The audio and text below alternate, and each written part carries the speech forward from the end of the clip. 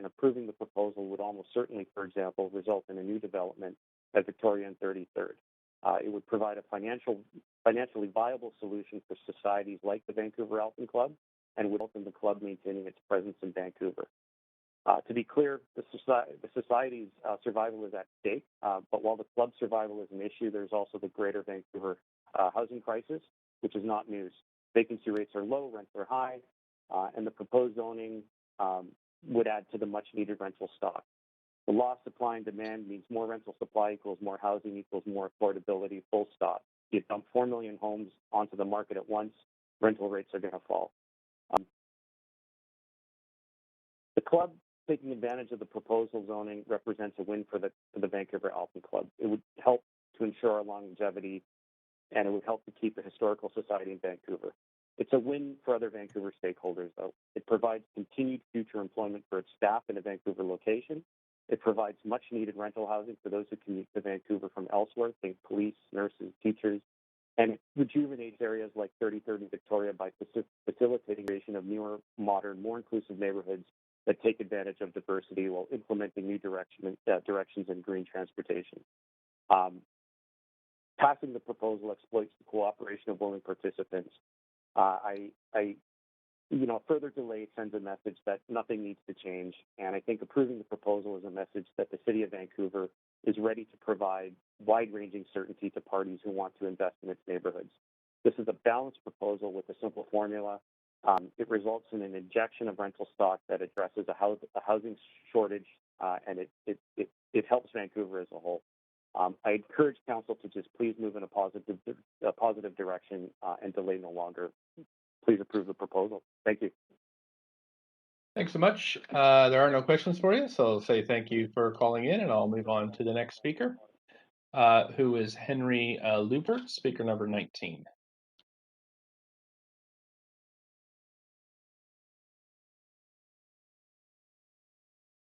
Hi, Mayor and Council. Are you able to hear me? Sure can. Up to 5 minutes, please go ahead. It's Councillor Kirby. Thanks for your... Just wait a second, speaker. 1 second, please. I'm sorry to interrupt you on a point of procedure, but I'm getting 3, 4, 5, 6 emails now from the public that are... Yes, I've spoken with the clerks. The YouTube feed is working, and they're just working on the WebEx form. So we have informed folks by Twitter to move to the YouTube feed until we get the other one fixed. So Could we just advise for those folks that are not on Twitter, if they're just asking what the link is for the YouTube feed? Is that possible? Sure, I'll get the clerks to send the links again. And right. Thank you very much. Thank you for bringing that. Okay, speaker, please go ahead. Okay, no, thank you for your time. My name's Henry. I'm a single father. Raising 2 children. I've been renting in Vancouver for the past 4 years. We live in the Dunbar neighborhood. I'm calling to oppose the proposed rental proposals for a number of reasons. It's not that I'm opposed to more rentals. In general, I'm opposed to what's being proposed in terms of how we go about creating that additional rental stock. I think the first thing I want to say is I do agree with a number of comments about how this consultation was carried out. I mean, I've been living here for 4 years with my 2 kids, and I didn't even know about this proposal at all until I saw that Vancouver Sun article about a week and a half ago about that gentleman that was unhappy with the proposal. That's the first I learned of it, and I spent a lot of my own time studying up on it, but it was already too late to be thoroughly engaged in the public consultation process. So if this doesn't get approved by council and the mayor, I would encourage the staffers to engage in more to reach the public more thoroughly. I think my main problem as a renter is that these proposals, particularly the ones for the low density areas, do not really cater to the families like myself. Like I have myself, 2 kids, and I find that what we need is 3-bedroom units with car parking. And I find all these proposals, like I read a proposal on the weekend. It says that on low density areas, you can build 4 stories, 20 units, and all you need is 6 to 8 parking spots. That's just not sufficient. Even though we're living close to a transit station and all that stuff, being able to go to my job, pick up my kids, run to errands on the weekends. Unless I'm living right next to a SkyTrain station, these units that are being proposed, they just don't really cater to the family renter file, like myself and my friends and other renter families that I met through the schools, the schools and the local communities. So if I do recommend council that if we are going to go forward with it, and that future developments be allowed to have more larger units, like 3-bedroom units or 2-bedroom plus a den plus adequate parking. There was a project that got approved a couple of weeks ago on Collingwood and 41st. Half the units are these studios. I mean, I just don't. A lot of renters like myself, we want to have more choices, but we just can't. We can't find like those units just don't cater to us. I mean, a project like that might make sense closer to a SkyTrain station, closer maybe in downtown Vancouver, but it doesn't really work for us. I mean, what I would love to see, I heard Councillor Swanson express a lot of concerns about land lifting prices. Those land assemblies on 41st and Wood, all those houses. In fact, right after you guys approved that project, the very next day, the realtor that sold that assembly put a huge sign out on the street saying the next 4 houses have now also been sold because you guys approved the one right next to it. And I called him and he said, well, look, everyone there got an $800,000 lift in their housing prices. Like that, to me, that's exactly the opposite of what we're trying to achieve, right? So it's great for the developers, but it's not great for renters like myself. So what I'd love to see, what I recommend is that to look at, we have so many single-family homes in Vancouver, and a lot of people need them, like myself. It'd be great if some of these larger lots can be allowed to split into 2, like the 50-foot wide lots can be split into 2 single-family homes. The duplexes are good, or if you have a standard lot, 33-foot wide, we split 2 houses front and back, or a duplex front and back. It would allow a lot more rental stock for people that are looking for families that are living in the community and looking for rental. And I would say from my own observation, the duplexes and the 2 smaller lots do not actually sell for more than a bigger single-family house. In fact, it sells for less. So it makes those that rental stock, or that if it's built for sale, a lot more affordable to a lot more people. So anyway, that was one of the points I wanted to bring forward. The other thing is, I think the 4-story building in the low-density area is just too disruptive. It's a very bold vision, but it's very disruptive to me, even for myself and my neighbors that I've talked to about this proposal. Like, we signed up for a lower-density neighborhood for our families where we can come out to play on the streets and interact with our neighbors, not to have so many cars parked all over the streets, too many people walking around, higher density. So that, I think the 6 stories on main arterial is probably, in terms of that level of density on main arterial, that level of density there is probably more appropriate. But for single-family residents that are currently in the lower density areas, I think their desires and wishes about serenity, preserving the heritage and character of our neighborhood should be kept in mind. And so I think the 4-story buildings is too aggressive, too bold. I think the townhomes are probably okay. But those 4-story buildings, the units are too small. They lack parking, and it's very disruptive to the neighborhood. The other point I just want to make is there have been a lot of comments about Dunbar is a dying community. The report says that the schools are running out of children. Speaker, you are over time, so I'm just going to have to thank you for speaking with us this evening. No, that's okay. It's my fault, cheering. So great. Thanks for calling in tonight, and I'm going to move on to the next speaker as you have no questions. Speaker number 20 is Henry Hahn. Hello, can you hear me? Sure can. Up to 5 minutes, whenever you're ready. Sure.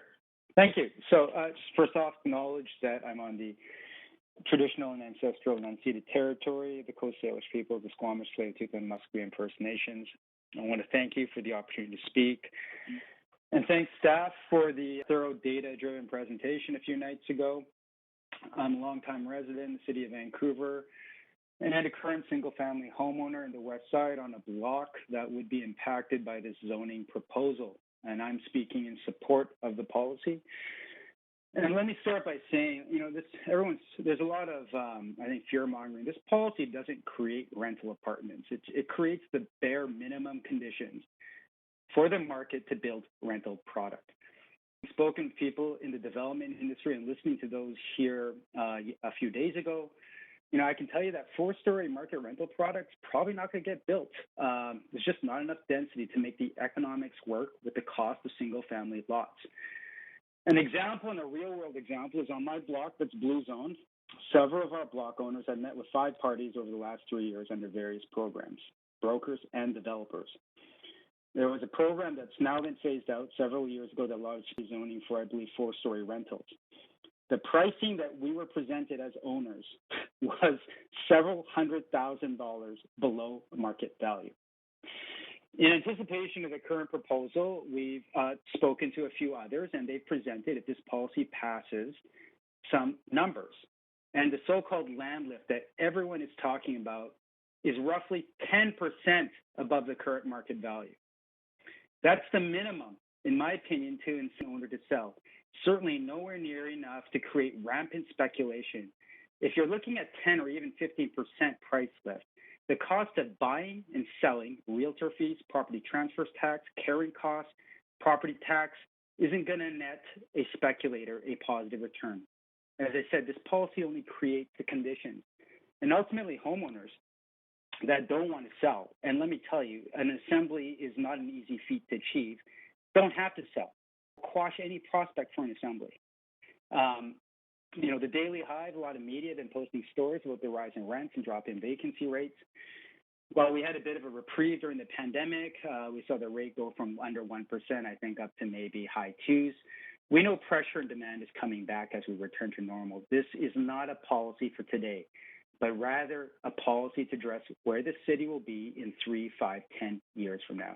Immigration and Refugee Citizen Canada, IRC, revised their levels plan for 2021-2023 at 400,000 for this year, 411,000 and 421,000 net new immigrants to Canada in 2023. That's 1.2 million people coming to this country. And they actually noted on the recent call that they're going to hit their target this year of 400,000 immigrants. I can tell you the levels plan for 2024 and 2027 will probably be the same or higher. I don't know the exact numbers, but I can tell you the majority of international immigrants intended destinations are major urban centers with thriving diasporas like Vancouver, Toronto, Montreal. So we can expect many thousands of immigrants to Vancouver proper, and these numbers are exclusive interprovincial migration numbers where BC has generally netted out during the pandemic and over the past decade. The singular policy won't solve affordability. I'm not an economic specialist, but from my Econ 101 course, price moves based on supply and demand. Our house supply and affordability crisis is policy-induced market failure. I heard a number of people asking this to be referred back to staff. Can we make things prettier? Can we address this or can we address that? We are in a crisis. We need housing. We are running out of time. People are talking about duplexes, laneways, or townhomes. That is a drop in the bucket. I get leaflets all the time. I call it fear-mongering from our local residents association. The majority are the 5% who land and fear any negative impact on their way of life. This proposal is going to impact a small number of single-family owners in the greater scheme of things, as we're only talking about Ontario. If protecting this minority number of homeowners' way of life is more important than building a city for the vast majority of Vancouverites today and future Vancouverites tomorrow, then this council is bowing and setting precedent to the worst form of NIMBYism. This isn't radical. This is truly incremental policy zoning. Thank you. Thank you so much for being right on time. And there are no questions for you, but I'll thank you for calling in and move to the next speaker. Thanks so much. Council Speaker 21 is withdrawn. Speaker 22 out of 89, Roberta McDonald. Speaker number 22. Hello, everybody. You hear me okay? Sure can. 5 minutes, please. Great. I feel like applauding the previous speaker. Thank you for speaking to a lot of what I've also been feeling, reading a lot of what's happening with this. So again, my name is Roberta, and I live in Kitsilano. I'm a renter. I support this project. I live on a block that is pretty unique and pretty incredible. We live in a 3-story rental that's a little bit beyond our means, but we stay here because the neighborhood is amazing. There are 5 single-family homes on the same block as us. We know them. We say hello to them. We're nice neighbors. We pick up the litter on their lawn and say hi to their kids. We're not. Around the block from us, there's a wonderful little Italian cafe. In front of us, I can actually see our neighbors who own condos that face Broadway. It's an incredible place to be, and I feel very fortunate to be here. And it's possible in other parts of the city. I don't think people need to be so scared of renters or rental buildings, like ruining their neighborhood. We're people too, and we matter. And I just want to add that we won the lottery to move into, and it was indeed a lottery, 400 people applied. 30 were selected to live in housing at East 2nd and Main, in artist housing. We decided not to do it because we didn't want to live in 8 lanes of traffic and constant noise and no trees. And I literally had a panic attack when we went to see the suite.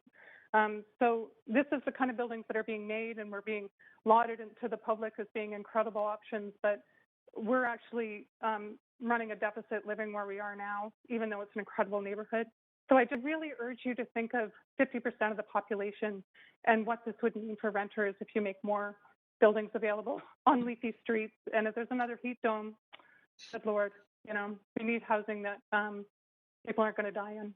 So, thank you for giving me the time. I didn't prepare a proper presentation. I'm not as lucid as everyone else here, but I really urge you to approve this. Thank you. Thank you so much for your time this evening. There are no questions for you. I appreciate you calling in today and contributing to the debate. We have speaker number 23, Craig Gay. Yes, good evening. Can you hear me? Sure can. Up to 5 minutes, please. Great, thank you. Yes, my name is Craig Gay. I am not a developer. I'm just a resident of the city who lives in a single-family home. And I am opposed to the rental rezoning policy. Now, having said this, I'm sympathetic to the need for affordable rental housing. We have 4 young adult children, and we know only too well the difficulties they face finding housing. Yet I must still register my opposition to the proposed policy for its insensitivity to individual neighborhoods. It seems to me to be a kind of one-size-fits-all solution that is rife with unintended consequences. It's almost like you're saying that in order to save the city, we're going to have to destroy it. Now, I live on a little street called Crown Crescent in West Point Grey. It's a small street, only a couple blocks long. It was once voted the most beautiful street in Vancouver. Now, our little street and the neighborhood we've managed to build up over the years will effectively be destroyed by the proposed development of 6-story apartment buildings immediately to the south along West 10th. While our little neighborhood could perhaps survive 4-story development along West 10th, 6 stories will completely overshadow us. It'll be like living basically on the stage of an amphitheater. This new policy basically drops the curtain on us. And again, I wish the new policy could simply be more nuanced and more sensitive to individual neighborhoods. Now, adding insult to injury, although property owners along West 10th will at least be fairly compensated for acceding to the new development, those like us who are immediately adjacent to them are likely to see our property values plummet, in addition to losing our experience of neighborhood. Ouch. Now, I suppose you could say that residents like my family are just standing in the way of progress, and the loss of neighborhoods like ours is just the price we have to pay. I guess I'm just wondering why only relatively few of us are being asked to pay this price and not all of us together.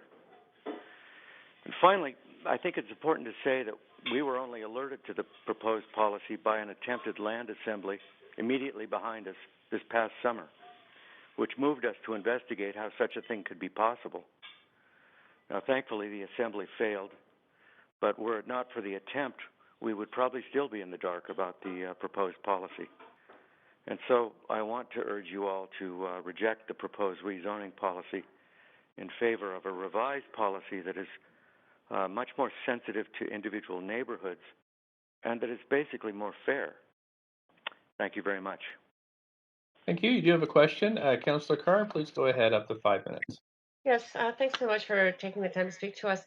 I'm wondering, you said that you were sympathetic to affordable rental, and then stated your concerns and impact on your neighborhood. Where do you think affordable rental should be built in Vancouver? Well, I mean, like I said, I think in our particular situation, just because of the landscape and then the slope of the land and the orientation and so forth, I think our neighborhood could handle 4-story development, which I think would help, right? It's the 6-story that's just way out of scale for us. You'd have to look at it on a map to see, but this would completely overshadow us. I mean, literally, it would be like living on a stage of an amphitheater. And yeah, I mean, so it's not that I'm opposed to the policy in general. I just think it needs to be more nuanced. I have too much. Okay, go ahead. Finish that. I'm sorry, I didn't hear that. Okay, so if you were in our seats and had information given to you that said 4-story rental is not affordable to build. The margins on the investment in rental require, especially with the land costs as they are, require more money in order to get to a level of return on investment that makes it worth. So if that information that you were armed with and 4-story isn't affordable, what would where would you put, for example, the 6 stories that maybe give enough return on investment to enable the building? Well, again, you're breaking up, so I think I caught the question, and it's not really a question that I have an answer to. I just think that the decision as to whether 4 or 5 or 6 stories needs to be adjusted to individual neighborhoods, to the geography, to the orientation of sun, to the trees, to all of the various individual characteristics of neighborhoods. So the problem with the policy is that it's just this blanket thing that's sort of imposed upon a map that doesn't take into consideration any of these local, very specific qualities. So I'm not, I can't answer the question. Okay, I do get your point. Thank you. Thanks so much. You next question from Councillor Dejanova. No, it's a tough one. Thank you. Okay, thanks. Councillor Dejanova, you're up next. Thanks so much. I'm wondering, in your comments, you had talked about specifically you and your neighbors and sort of your proximity to West 10th, but I'm wondering if, in planning for this, in your comments, in your presentation on planning for this, do you feel that the consultation that has been done is enough? Do you feel that something that significantly impacts more than one application that would come to us should be coming through something like the Vancouver plan? Or do you think that, there are enough people that we have been able to reach out to in this time period here who agree with 6 stories? I mean, some might think there should be 8 to 10 stories. Might be others who think that there should only be single-family homes. Either way, do you feel that there has been enough consultation, considering how you've shared that you'd come to know of this tonight? Well, no, I would say no, just because we wouldn't have known about it at all had it not been for the attempted land assembly this last summer. And yeah, we were horrified when we, I went onto the city website and eventually was able to find this proposed policy. And it was a shock, and we've been, telling our neighbors about it. None of them have heard of it. Nobody we've talked to knew anything about this. So I don't think, I mean, you may think your consultation process is working, but I don't think it is. Okay. Thank you very much for answering my question. I appreciate it. Thank you. That's it for questions. So I'll move on to speaker number 24, Penny Noble. Penny Noble, speaker number 24. Speaker 24 is not on the line. Thank you. Speaker number 25 is Nathan Davidovich. Hello. Hi Can there. you hear me? Sure can. Up to 5 thank minutes. You. Thank you, Mr. Mayor and members of council. There's been many articles written about these proposals. Many knowledgeable professionals, including professors from UBC, SFU, KPU, and most of them I agree with. There is an article by Scott Hine, who used to work for the city, and he has 10 different points, and I'll just talk about point number 7, which states a policy that discriminates between neighborhoods with community plans and those neighborhoods without. Surely, if an apartment can be built at 26th and Dunbar, it should be allowed to be built at 26th and Oak. But there is no consistency. As the previous speaker says, one size fits all. And it just doesn't work that way, unfortunately. All these community plans that were approved by Vision, they're all bad plans. And they were forced onto neighborhoods. And you have to remember, in case members of council do not understand, those plans are not bylaws. They're just plans. Any city council can change them just in a matter of few minutes, or tell the staff, hold on, we don't want you to proceed on these plans and accept rezoning applications and so forth. That was already challenged in the court, and the city of White Rock, the new council, won. The developers took them to court and tried to say that the previous council approved certain regulations and so forth. So, so this is the plan. This is the problem. We have staff that are following the old Vision Council directions and policies and rules, and this is not the way things done in Vancouver, especially when they decided many years ago not to follow the U.S. model, but to Vancouver to follow the U.K. model of planning and development. And it seems to have changed under Vision for some strange reason, But I mean, the city, we need public rental housing, and I support you, Mr. Mayor, in helping us getting more housing. You probably got more in the 3 years that you've been in power than in all the 10 years of Vision. But I mean, we need the BC government to not developers to buy land and develop housing. I mean, look at Singapore. 80% of the housing is owned by the government. There's no reason why the provincial government cannot buy these arterial lots on major arterials and develop them as needed by each neighborhood and do it by neighborhood instead of doing it one size fits all. the public hearings should be held in the neighborhoods. I remember 50 years ago when Howard Phillip was the mayor, there was a public hearing in the Champlain Heights community school.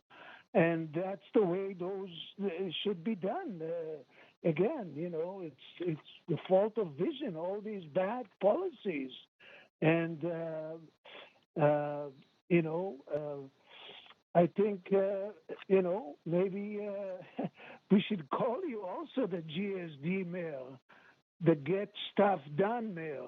And that's what the new title of the new mayor of New York City is, because you do care about housing, and but it's the provincial government, Thank you so much. That is your 5 minutes.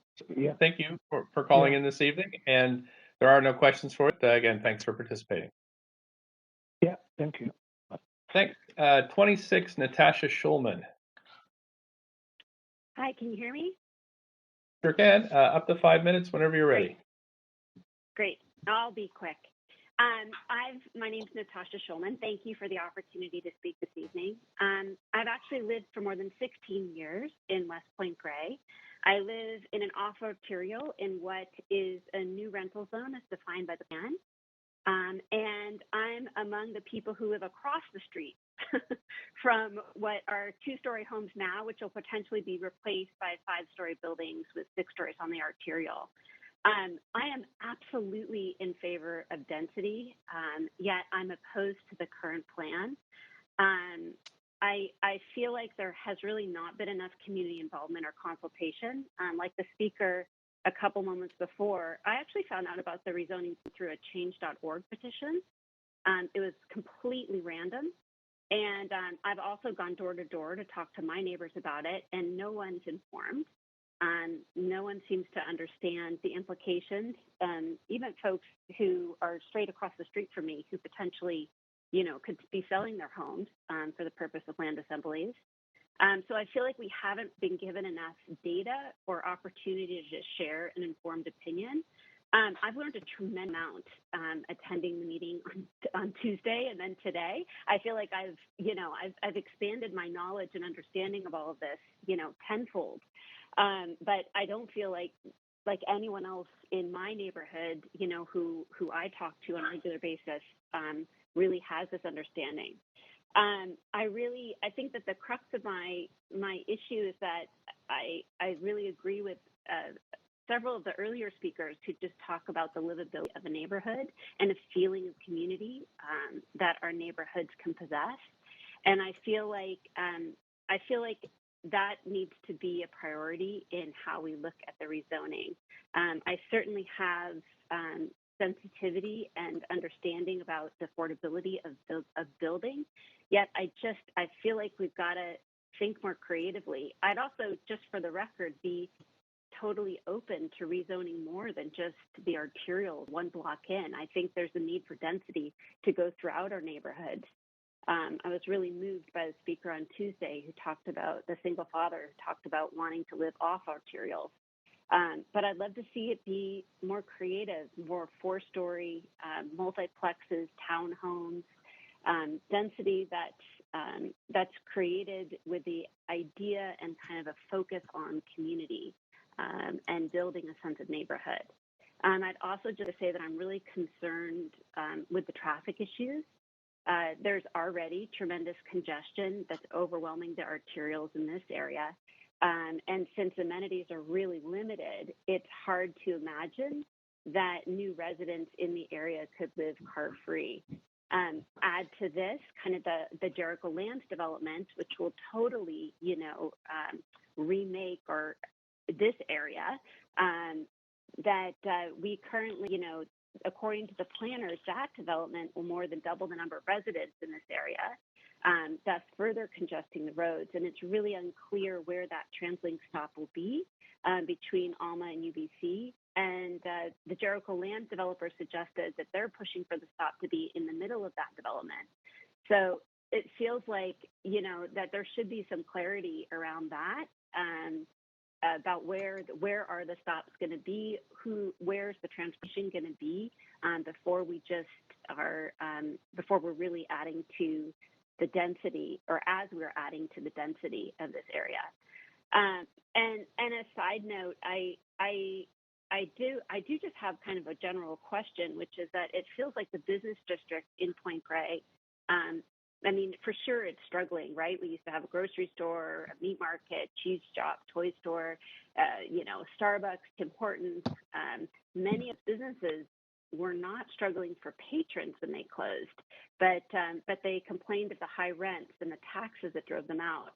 And so there's just a disconnect for me. And I, as just a resident in the area and in Vancouver, I would really like to understand kind of how this whole plan works together in kind of building the vibrancy of our communities back together.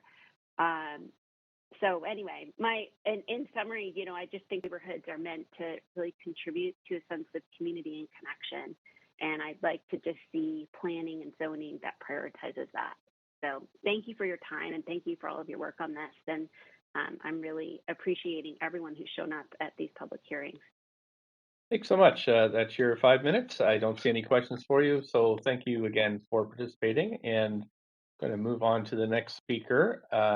Speaker number 27, Konstantinos Sideropoulos. Speaker 27 is not on the line. Thanks very much. Speaker number 28, Bruce Herzer. Speaker 28 has withdrawn. Thank you very much. Speaker number 29, Patrick Condon. Hello, members of council. First, I want to thank you for all your attention to this issue and the hours that you spend listening to citizens. It's quite moving.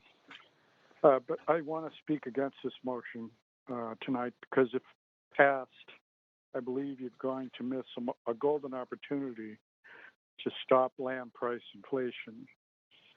I believe you will miss an opportunity to shift what would otherwise go into the already overstuffed pockets of land speculators and direct it into affordable rents for our crucial city service workers.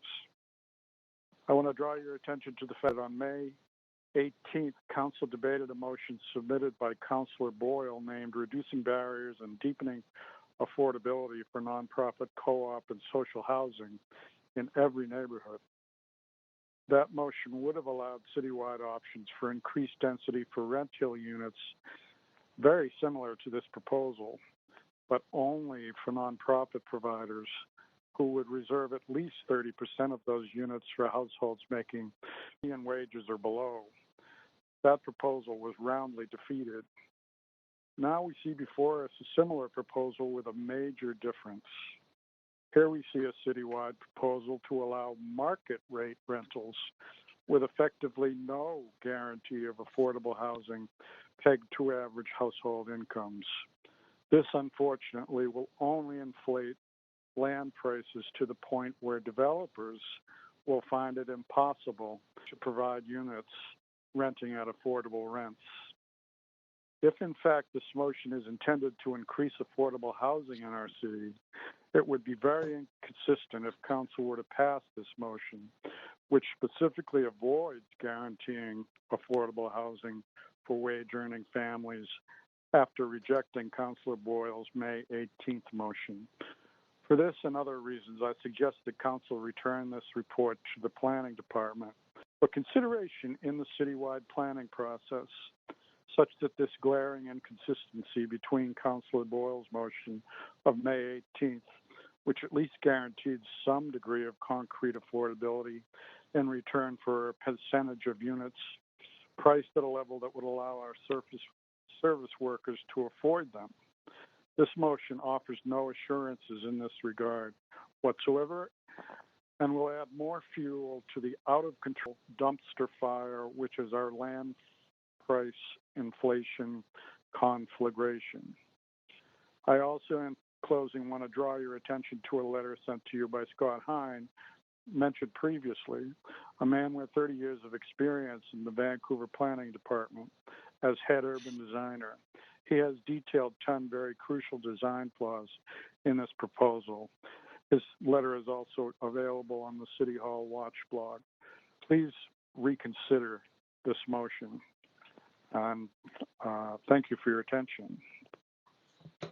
Thank you. You have questions, Councillor Swanson? Yeah, thanks so much, Patrick.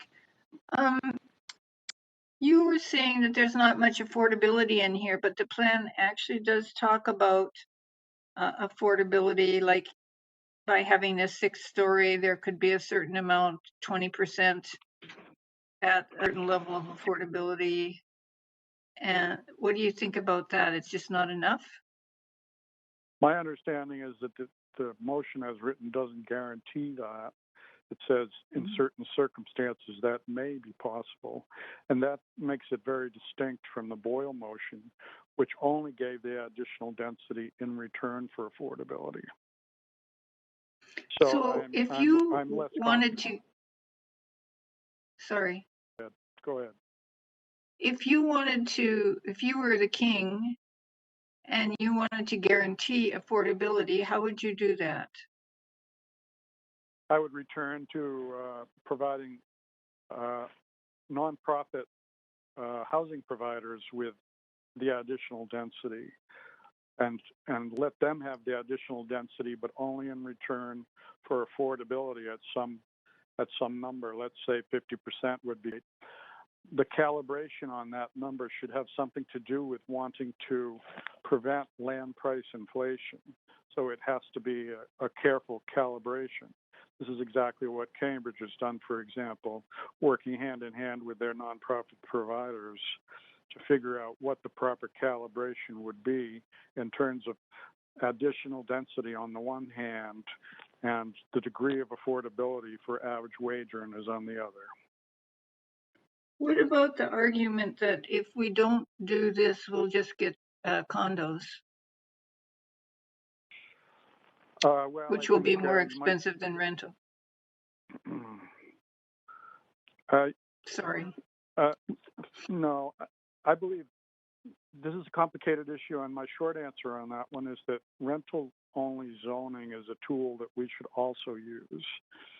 But at the same time, I think people that are just like Ian Crook, for example, a retired banker, says that at this stage of history, market rentals as an investment product are, for some financial entities, competitive with condominium projects. It's just a different formulation of how those profits are determined and over what period of time. And this is happening throughout Canada and in other parts of the world as well. That because market rental prices have gone up so quickly, the value of a market rental project is competitive now with condominium product. So you think that if we did nothing, we would still have rental as opposed to condo?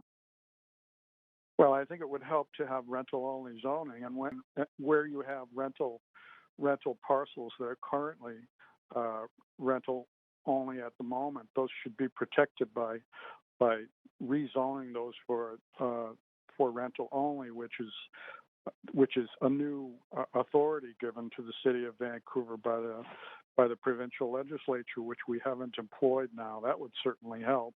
And I think the tool of rental-only zoning should have gotten much more consideration before this was on the table. Okay, thank you so much. You're welcome. Thank you. Councillor Hardwick's up next. Hi, Patrick. Hello. What would you say to this? The issue is often framed as if it's about more housing or less, but that's not the issue. It's growth that is compensated versus growth that isn't compensated. Well, I think you'll need to elaborate your question a little bit more, Councillor Hardwick, for me. I'm not sure what the argument is that this is giving density away because it's being justified because it's rental, and as you described in your allusion to Ian Crook's analysis of the pro formas, is it's just a different angle for still making money. It's just making money in a kind of way, in a different manner. Yes, now I understand the question. Thank you for the clarification. It may be known to some members of council that I recently put out an article, and it's not the first of its kind, that charted the inflationary pressures that are consequent to parcels of land in the city that have moved from their previous designation to a rental-only designation at a higher density. And the issue that was, well, staff has stated that they don't anticipate increases in land value as a consequence of this, but the evidence is, the cases are there that show that that is not correct. Certainly in these anecdotal instances, there's been a doubling of the land value as a consequence of moving a land zoning to allow for market rentals. So that's basically what is, I think, at issue here is does this motion increase land value? And I would argue that it very much does increase land value to the point where developers will be unable to provide housing at prices that the average workers can afford. And the only way to keep those land values down, if you want to have rental units in to be built throughout the city, which is something that I very support, is to make sure that it's affordable. And you can make sure that it's affordable by offering it only to nonprofit providers, and that the experience shows is a means by which you can prevent the outrageous inflation in land prices and make the projects pencil out for nonprofit providers. So you would agree to the basic premise, and you alluded to it as adding fuel to the dumpster fire of affordability, that every time we do one of these rezonings, in fact, what we are doing is inflating the land values and making it more expensive, whether we're building rental or strata. Yes, and I agree with that. And the means by which to achieve what is your common objective, all members of council have agreed that they want to do this. The means to prevent land value inflation is to insist on affordability rather than zoning for affordability. Insist on it, and that's to only a way to do this is to only add additional density in return for an assurance of affordability. That mitigates the tendency for land prices to inflate up to levels that the market would allow, even market rentals would allow, if you understand where I'm going. I do. One of the earlier speakers alluded to the fact to zone capacity and the fact that the city over the last dozen years has undertaken significant rezoning, which has more than doubled the assessed value of the property tax roll within, or the property assessment roll within the city. Do you see that? Do you see an opportunity then within the existing zone capacity to affect affordability?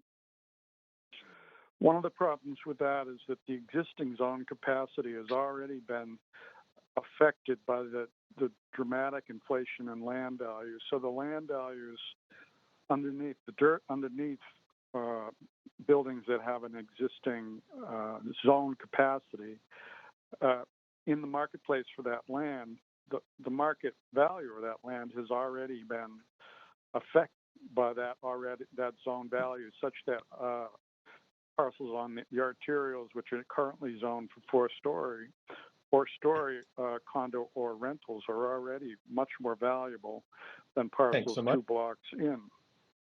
Thank you. That's 5 minutes. Thank you. Councillor Carr has questions as well, as does Councillor Weep.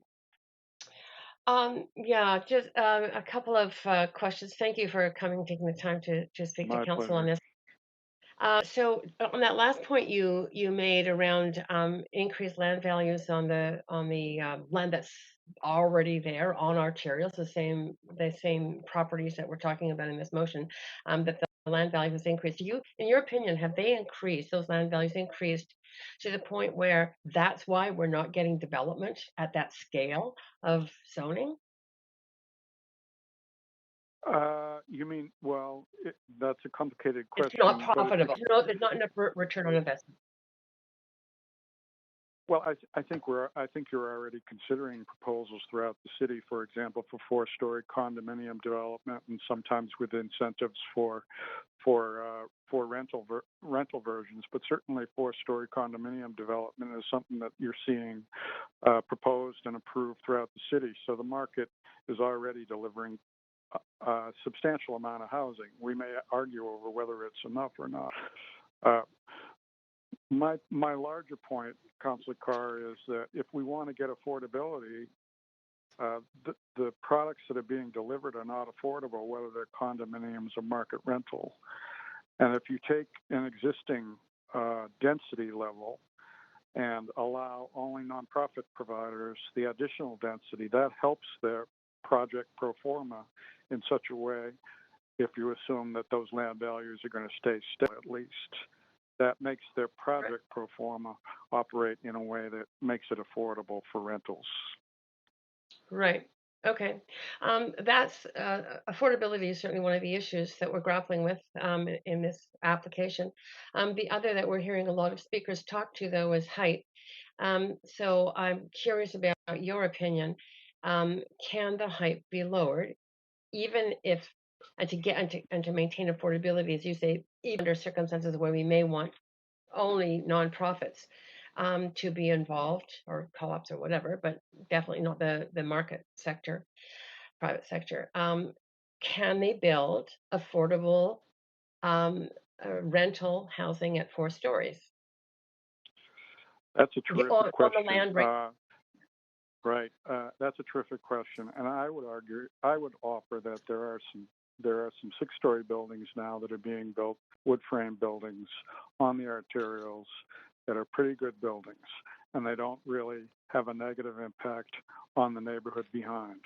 I would also offer that there's some buildings in the residential areas, particularly in Kitsilano, which has a great inventory of successful design experiments for higher density within the fabric of low-density neighborhoods. For example, I would point everybody to the project on 10th and Vine, which has an FSR, using planner talk here, of close to 2 that is situated right next to buildings that have an FSR of 0.5, so it's 4 times denser. However, it looks like a 2-story building. It's actually a 3.5-story building, but it looks like a 2-story building. So I think that the points that Scott Heim points to in his wonderfully articulate presentation of his tenants is that there are much more subtle ways to do design within neighborhoods than a 4-story box. So I would recommend that. I would also support those speakers that say we need a neighborhood by neighborhood approach, Councillor. Okay, thank you. Councillor DeGenova. Sorry, I was on mute there. Thanks for your comments. I'm going to just considering I do have a background in non-market housing and working with a nonprofit. In your suggestion, what is to say there's not a joint venture and a nonprofit, as so many of them are and have been in past? Not specifically talking about any one project, are used in a joint venture, are used in a capacity where they're not really yielding the profits. They may get some units out of this, but they're really a front for, whoever's going to be holding most of the ownership or interest in the project. Yes, that question comes up frequently, Councillor, and it is within the capacity of this to insist on permanent affordability in these units as a condition of approval, and there are various methods that can be arranged. You're already in a conversation around Falls Creek South that very much implicates those issues. Your question also allows me to offer that there are a lot of good developers in our community who are capable of providing nonprofit housing just as capably as they can provide for-profit housing, and how that often works in places like Vienna, for example, is that there's a fixed price arrangement with the developer, which reduces their risk and keeps their business running, and they have the appropriate amount of profit, which would come out of a project just like a market project would allow for. So communities that have a very successful non-market housing sector usually employ their best developers. And here in Vancouver, we have almost the best developers in the world to participate in that, some of whom have spoken to you in similar terms. And I agree with that. I'm wondering, I mean, when we look at this again, and in the context of what you've shared, would you suggest that the city, though, and it has taken this on in the past, and as I'm trying to consider this in the context of what's before me for public hearing, not in greater policy, but how this can work and what it might look like, do you think that it's important to allow and empower those developers and nonprofits to find each other, or do you think that should happen through the Vancouver Affordable Housing, I mean, through VAHA, through our or VAHF, I should say now, both of those? Yeah, well, that would the technical issues of that would be, of course, for you to decide, and it's beyond my pay grade to offer the mechanical solutions. I would only say that it is my considered opinion that the city has a tremendous opportunity to solve that problem if the council and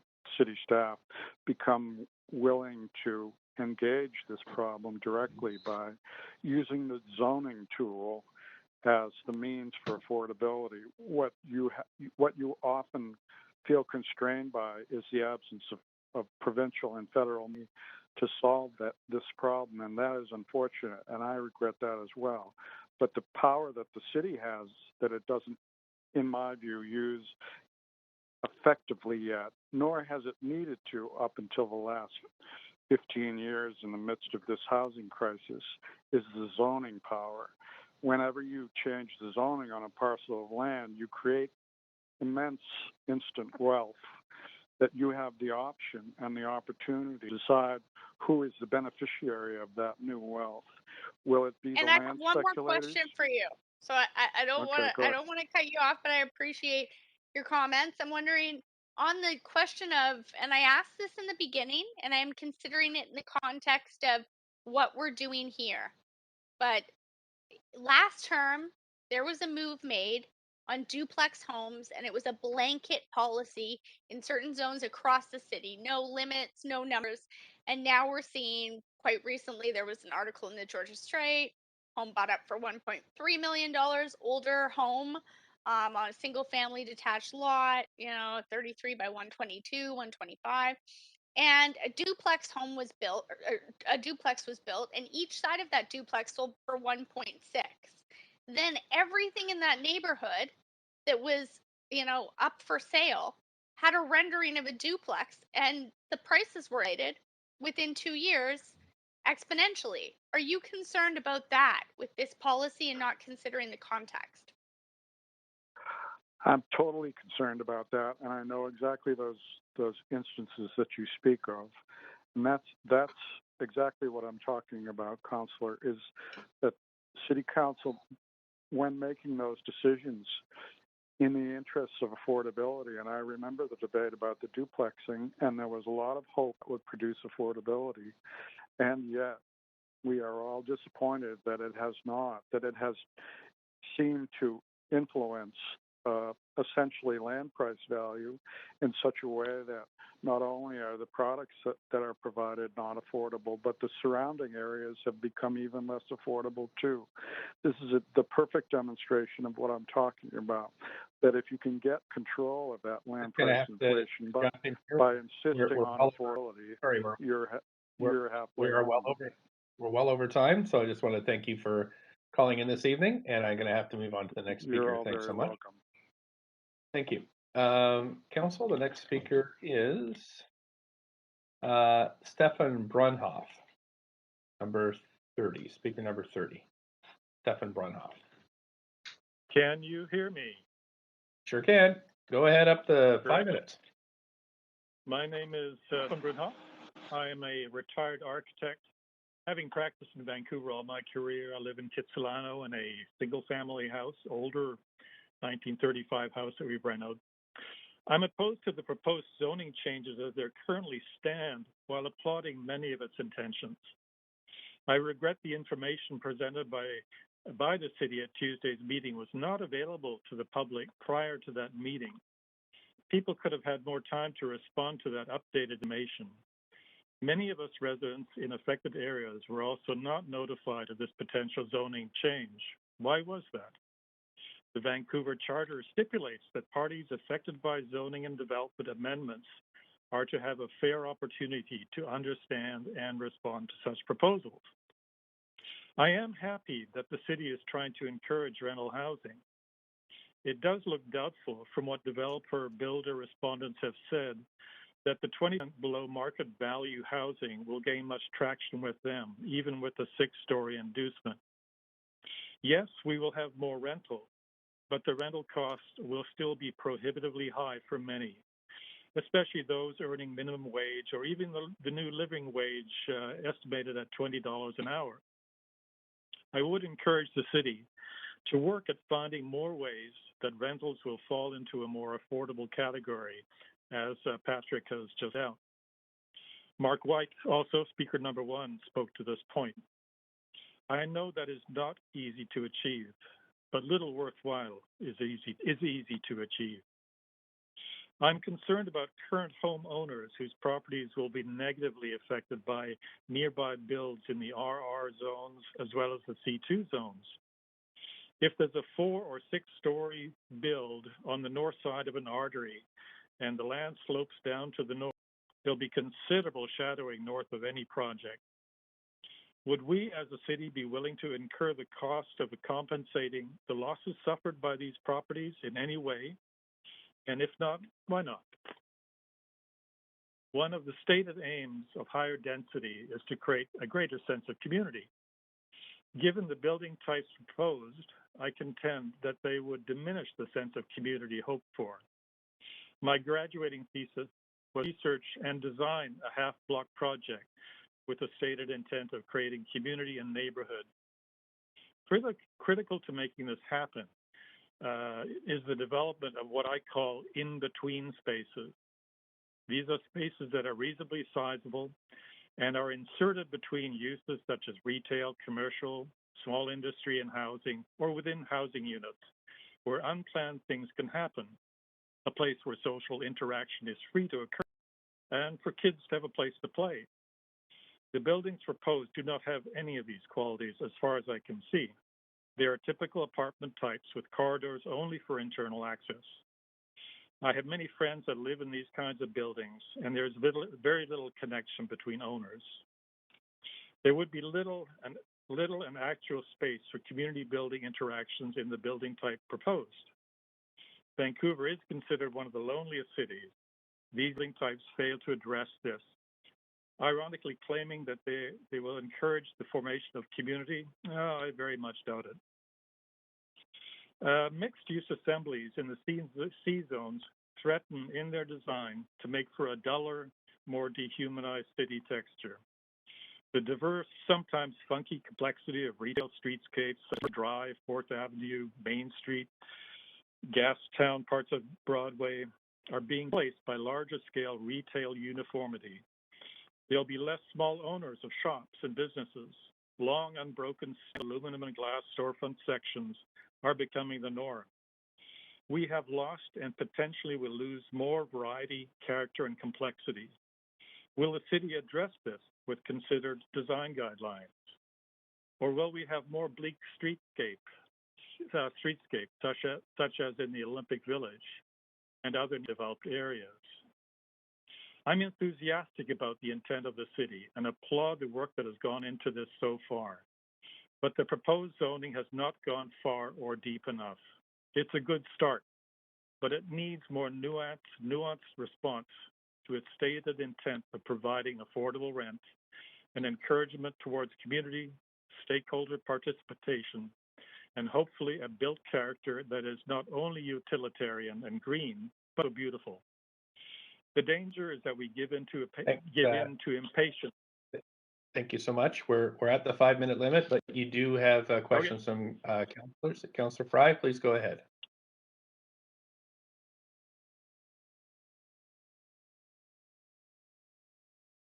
Councilor Fry? I'm talking away with my mic on mute. Thanks, Speaker. So just unpacking a bit of what you said, I'm hearing you correctly, you do see an opportunity for more explicit design guidelines to sort of animate the retail store frontages and make them a little less banal and more lively. Yes? I think that would be a fabulous design exercise and problem to solve for the design community. I mean, we have tremendous designers here and a lot of skill and goodwill, and I think if that was applied, their way forward to just having these generic solutions that are kind of boring. And I certainly think that that's an application that could be incorporated and is certainly worth considering as we contemplate this kind of work in the C2s. Now, I want to also go back to you. You obviously mentioned you're an architect and that achieving affordability wasn't going to be easy, but nothing worthwhile ever is, and I totally appreciate that. Do you have any suggestions as to how we could better achieve,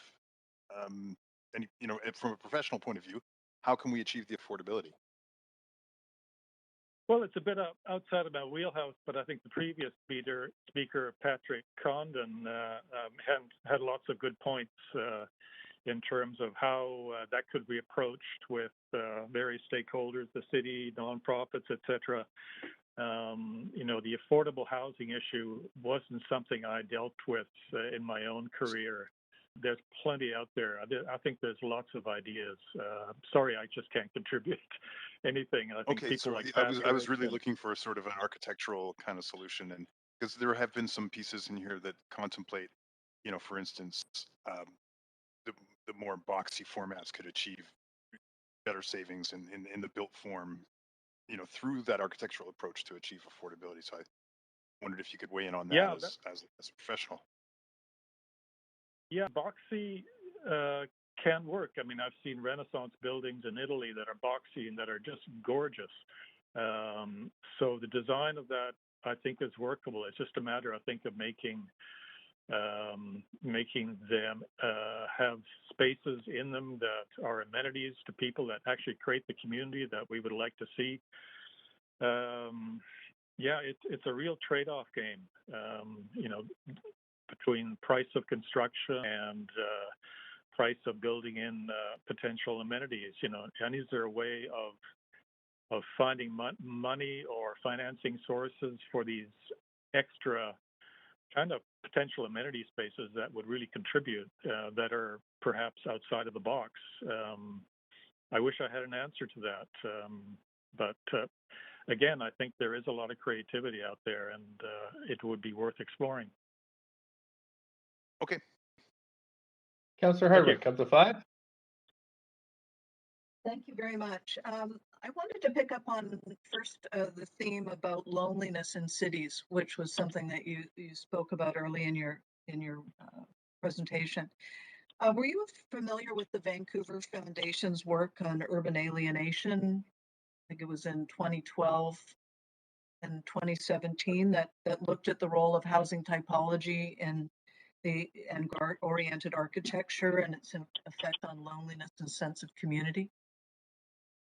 No, I'm not familiar with that one, but certainly that's something that has been studied and documented in other countries extensively. It's fairly well documented. I'm glad to hear that Vancouver has done a study as well. Was the Vancouver Foundation, actually, and was something that came up recently in the context of False Creek South, but really talking about urban alienation and loneliness as being affected by housing typology. As an architect, I thought you might have some sensitivity to that. Oh yeah, I'm very sympathetic to that, and in my own work, that's very key. I'm always trying to connect people and try to eliminate the sort of built barriers and sense of alienation. I think that a lot of modern architecture, unfortunately, foists on us. Not all, certainly, but There are some, too many examples of that, I'm afraid. So I think it's a challenge to us as an architectural community to deal with this and not be allured by the sexiness of the latest modernist trend. Let's look at the social cost of some of these things, and what really supports community and people's spirits, rather than something that'll get into the magazines. So tying that back then to the nuance of neighborhoods as you identified, it's important as we go through an exercise as comprehensive as we're contemplating here to be considering nuance and livability, urban alienation in our approach, and certainly not a one-size-fits-all model, but as you emphasize, nuance. Yeah, I mean, with the proposal as it stands, it looks like it's more, it has a bit of a sledgehammer all over the city approach, but I can see it developing more incrementally, and that there wouldn't be, long canyons of 5-6-story structures developed. So I hope, there would be nuancing of this plan as it develops to all of that. So incrementalism, and do you have any sense of pace of change associated with that incrementalism? Yeah, I'm not sure what the pace needs to be healthy. That's a very good question. I wish I knew. We know we have demand. There's pressure on us in terms of incoming population, people needing rental. We do have to move on it. I'm just not sure. Again, that's a bit outside of my wheelhouse. Right. Okay, well, thank you very much. Appreciate your insights. Thank you. Thank you. Thanks. That's it for questions for you. Appreciate you phoning in. Council, we're at 8:03. I suggest maybe we go through a couple speakers and then take a break. So let's go for speaker number 31 and 32, and then we'll take a 10-minute break. Speaker 31 is Kelly Talakio. Kelly Taleko. I am on the line. Can you hear me? Sure can. Up to 5 minutes. Please. Yes, I can. Great. Please go ahead. Good evening. Thank you. Good evening, Mayor and Council. I am Kelly Taleko, a Vancouver resident, and I am opposed to this proposal on the grounds that residents have not received correct and sufficient notice. Living in a congested area of East Vancouver, I'm very familiar with the routines of rezoning communications, signage, affected site, and postcard notice to nearby residents. Yet neither of these practices was followed in the lead up to tonight's hearing. When questioned about this in the early October public hearing, planner Edna Cho stated that postcard notice is sent to individual property owners on specific rezonings, but not for citywide rezoning. In other words, if a rezoning affects relatively few people, they are notified by postcard. If it affects a whole lot of people throughout the city, they are not notified. This practice defies logic and common sense. It might even defy common law. I refer you to a memo you as council received on March 31st, 2020 from then City Manager Sadhu Johnston attaching an earlier memo to council of December 11th, 2018 from then City Manager Gil Kelly and City Solicitor Francis Connell. That memo outlines council's role in the rezoning process. After summarizing council's duties under the Vancouver Charter, Solicitor Connell and then City Manager Kelly provided several paragraphs on common law duties. I quote as follows. Courts have considered questions about council participation in the rezoning process. Court decisions apply certain basic principles, but decisions often depend on the circumstances of the particular case. The following 6 common law duties can be distilled from these decisions, unquote. And I now quote the 4th bullet point in this section. Quote, procedures related to public hearings must be consistent and clear. If a usual procedure is deviated from in a particular case, a court may find the deviation improper. The rationale is that even though the Vancouver Charter contains no legal requirement for the procedure, procedures once established can create, quote, legitimate expectation, unquote, by the public that these practices will be followed. By way of example, staff notifies property owners within an approximate 2-block radius of a site at least 14 days before the public hearing of proposed zoning amendments, even though the Vancouver Charter does not require such notification. Unquote.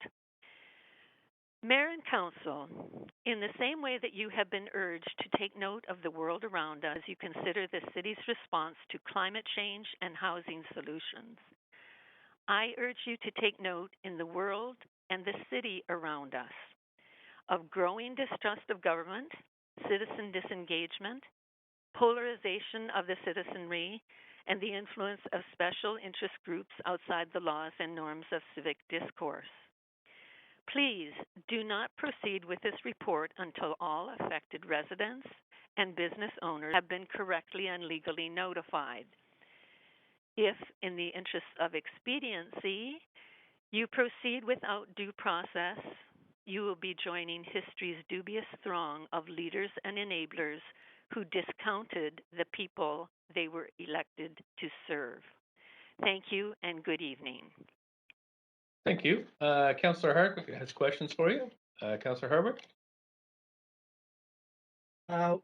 Thank you very much. So let me get this straight. Your argument is that there has been insufficient knowledge as a notice on this and that it has been inconsistent with historical practice.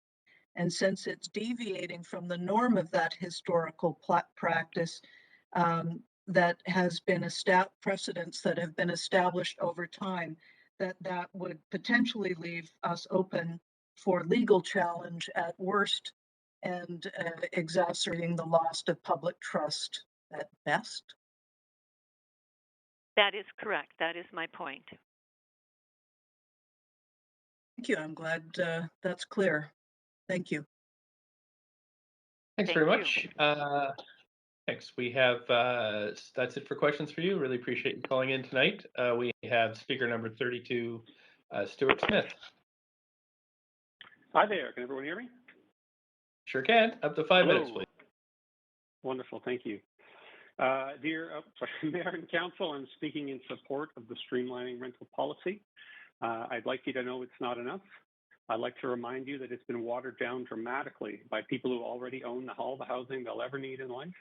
Despite being watered down, many of those same people are here in force, as always, to kill anything that threatens the sanctity of the original one-size-fits-all land use policy, single-family zoning.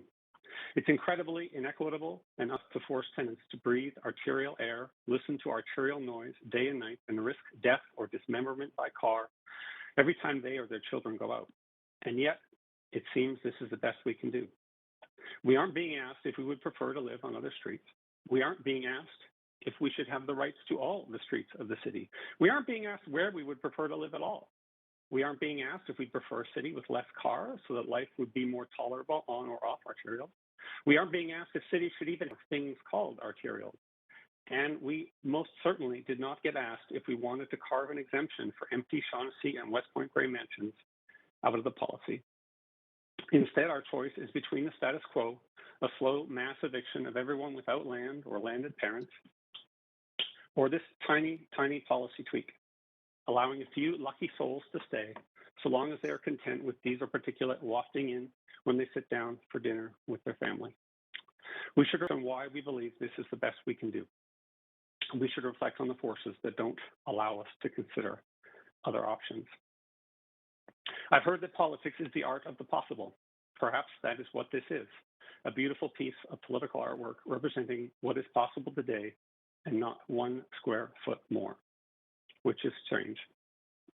When it comes to space to drive and space to park, there's no debate about what's required, and there is no limit on how much we'll do. It's just more private parking, more public parking. There's never enough. We know how the planning department specifying the maximum amount of parking. It's always more. So it's strange that we always know how to solve parking affordability, but when it comes to housing, we have these tortured long calls where we all debate about what the best strategy is, and then we all shrug and go away because none of us really care, I don't think. Well, the people who have housing, I guess, don't care. Anyways, there was one conversation about alternatives I heard tonight. It was Patrick Condon about the need for nonprofit housing, and that's great. But I worry that Patrick Kahn is missing something very important. In the nonprofit world, the flip side of the price or the rent is a wait list. So to talk about insisting on affordability without insisting on a 0-month wait list is just trading unaffordable housing for unavailable housing. We need housing that is available and affordable. I don't much how we do it. It can be public housing, it can be social housing, but I know for damn sure it won't be single family housing. This report talks of areas that are most suitable for rental buildings, AKA most suitable for tenants.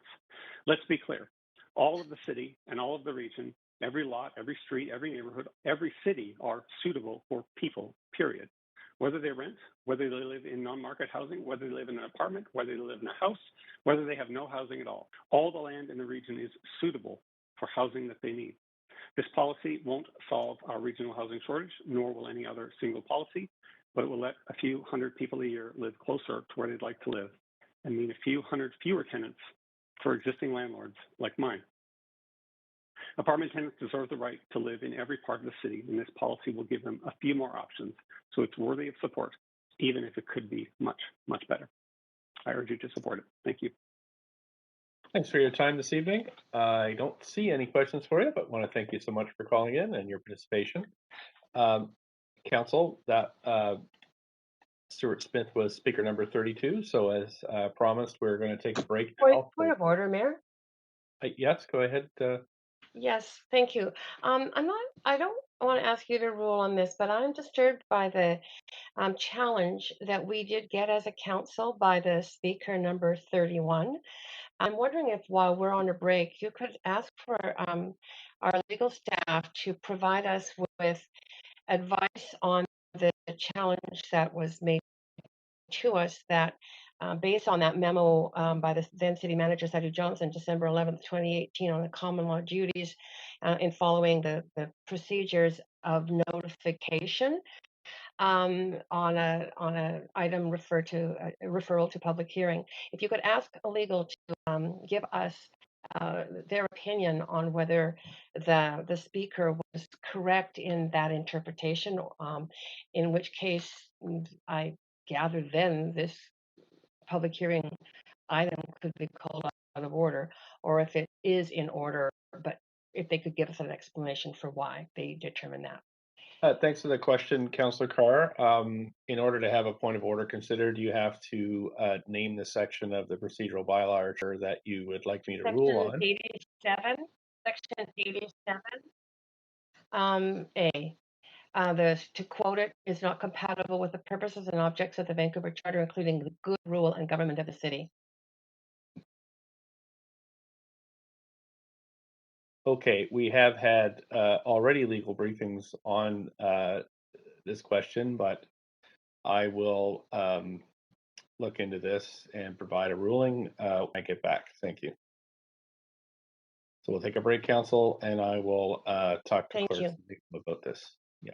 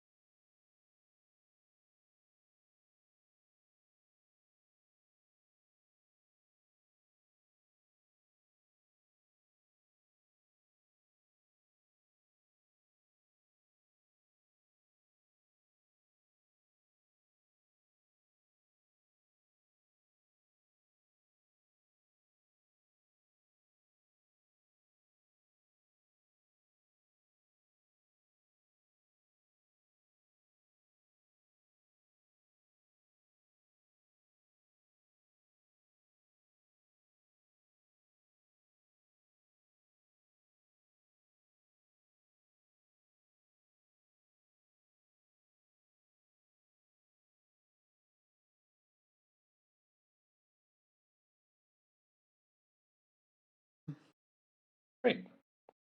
Thanks so much, Council. I see Councillor Carr is present. So I have had a discussion with the city manager and the legal team here at the city. I have recirculated this issue did come up prior to the public hearing. Legal did present a memo to us. I have recirculated that memo for you to look at. But in this case, I've been advised that council is legally allowed to proceed, has followed all the proper procedures. So I find the hearing in order, and we can continue.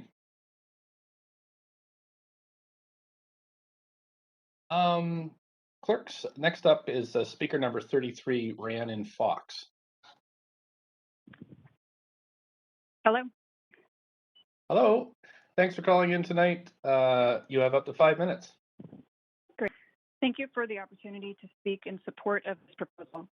I'm a resident and a homeowner in the Hastings Sunrise neighborhood in Vancouver, one block off a street that could be affected by the streamlining rentals proposal.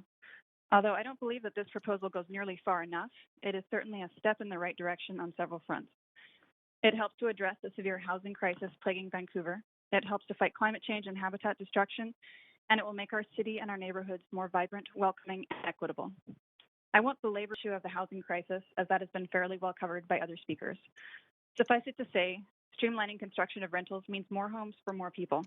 It's true that we need more below-market housing, which 20% of the units in the 6-story buildings will be, but we actually need more market housing too. Lots of people who could afford market rates still can't find places to live in the city because there simply isn't enough housing. Second, streamlining rentals is an environmental win because it increases housing density. Research has shown that doubling urban density can reduce carbon pollution from household travel by nearly half and residential energy use by more than a third.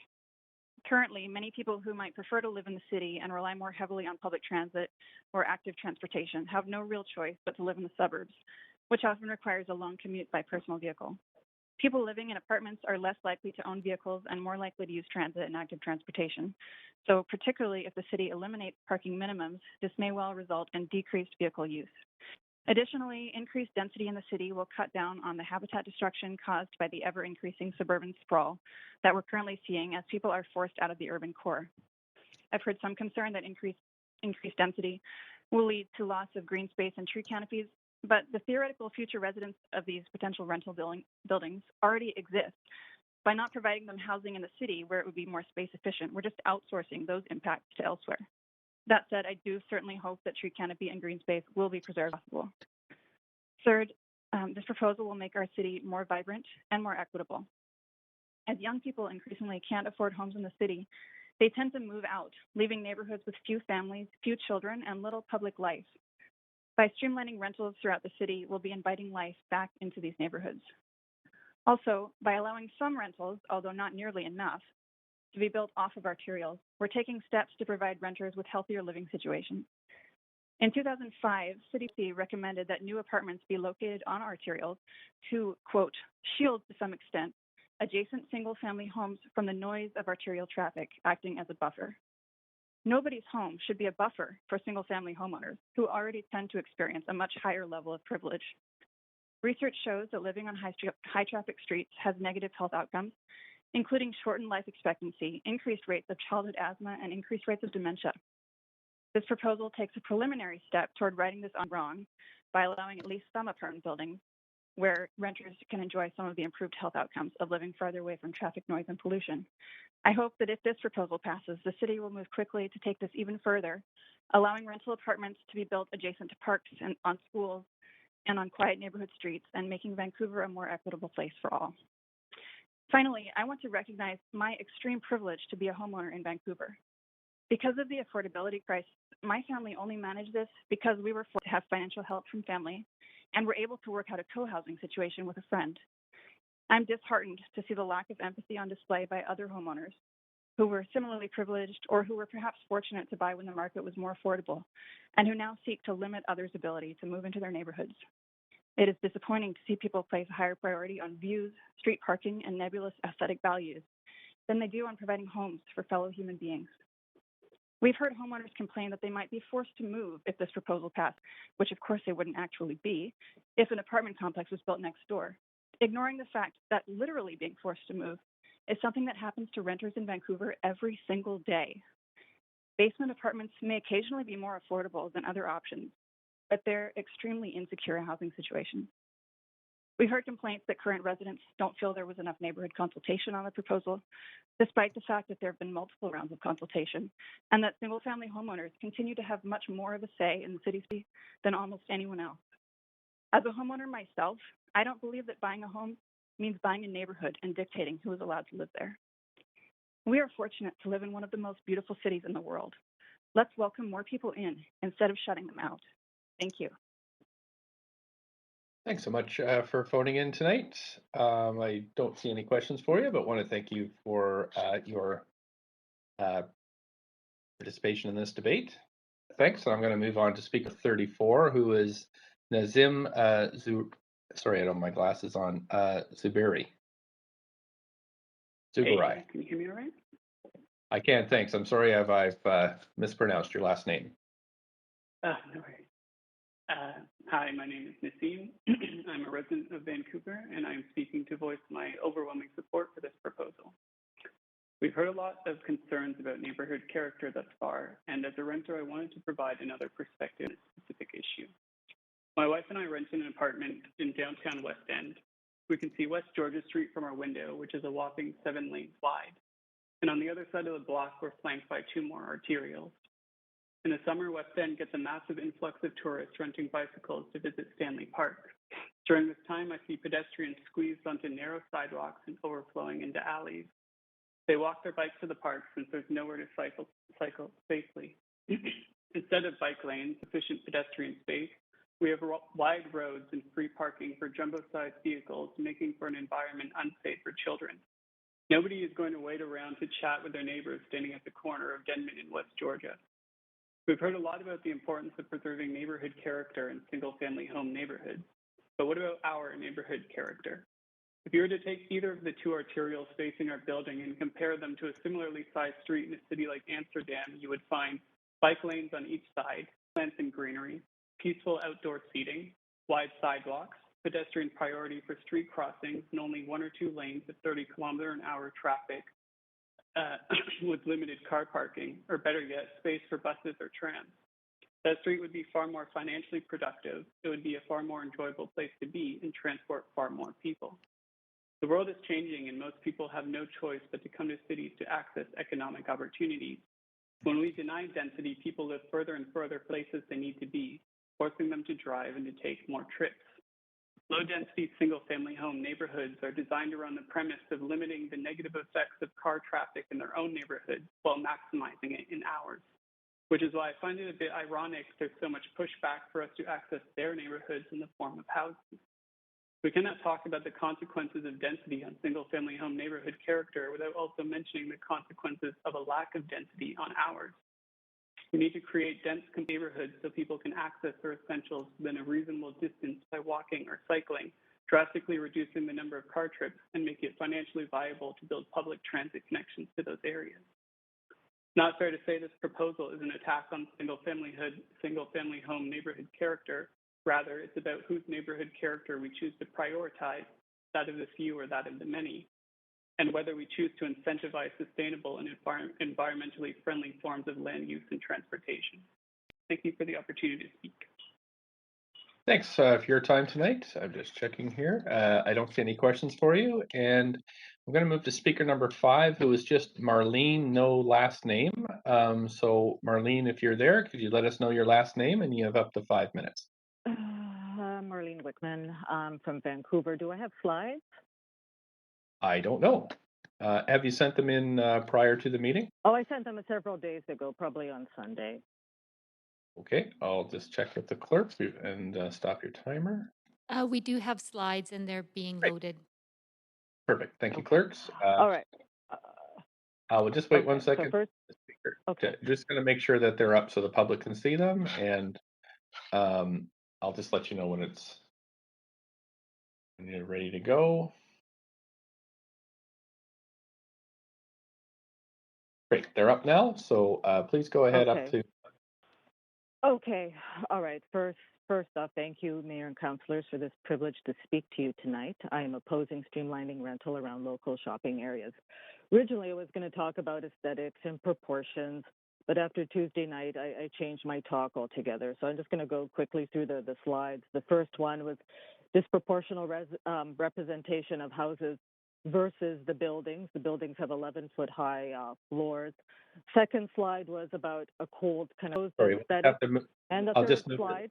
I'll just move the slide for you. So, clerks, if you can move to the Okay. next slide.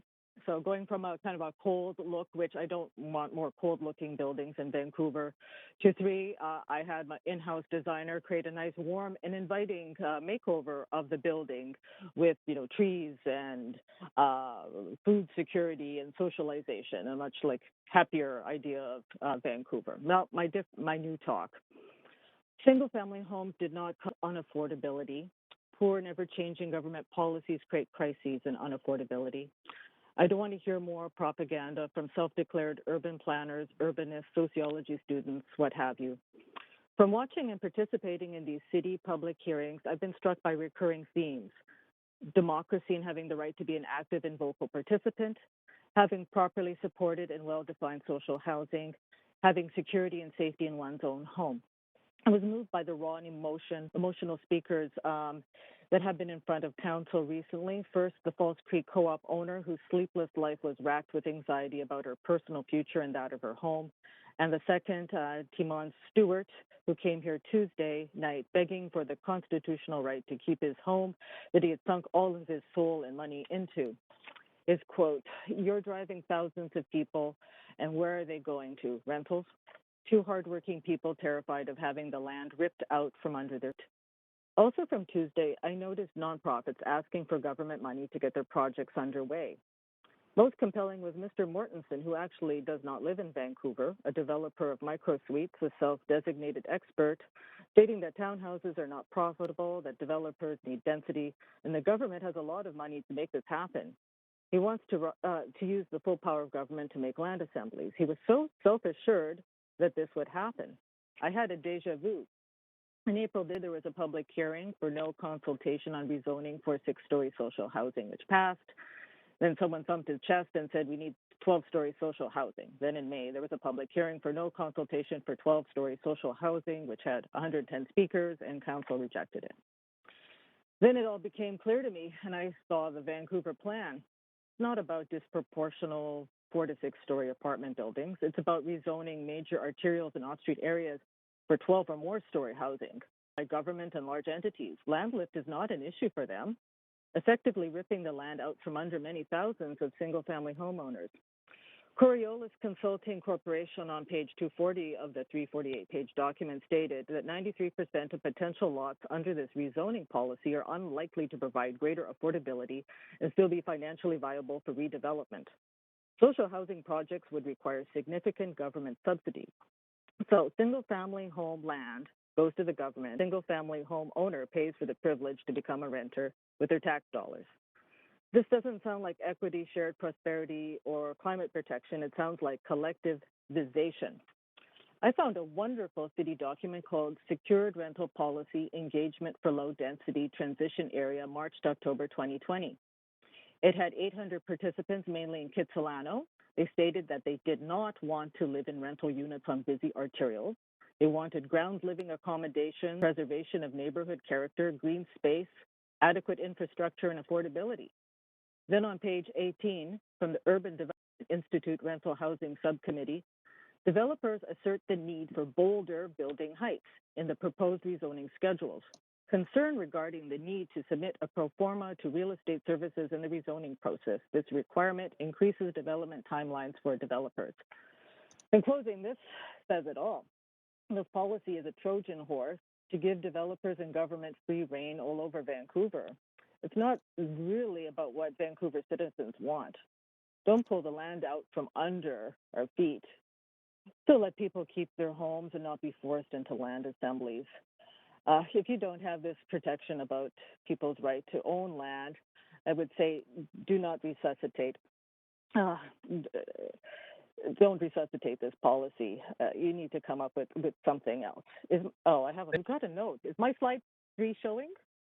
Oh, actually, your Someone time is up, but you do have questions from Councillor Dominato and Hardwick. Okay, Councillor Dominato, wonderful. Wonderful. go ahead, Councillor Dominato.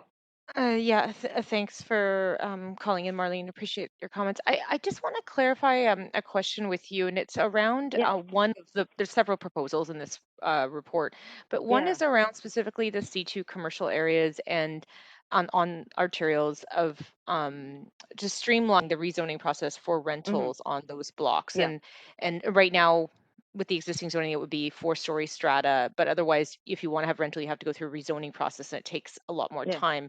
Do you have concerns with that piece in terms of the streamlining part of that? First off, that attitude of that particular developer, it seemed like, oh, I've got some secret knowledge and I'm, rubbing my hands. I'm so excited to get a hold of some funding. That was like, whoa, there's stuff here I don't understand and maybe I should be concerned.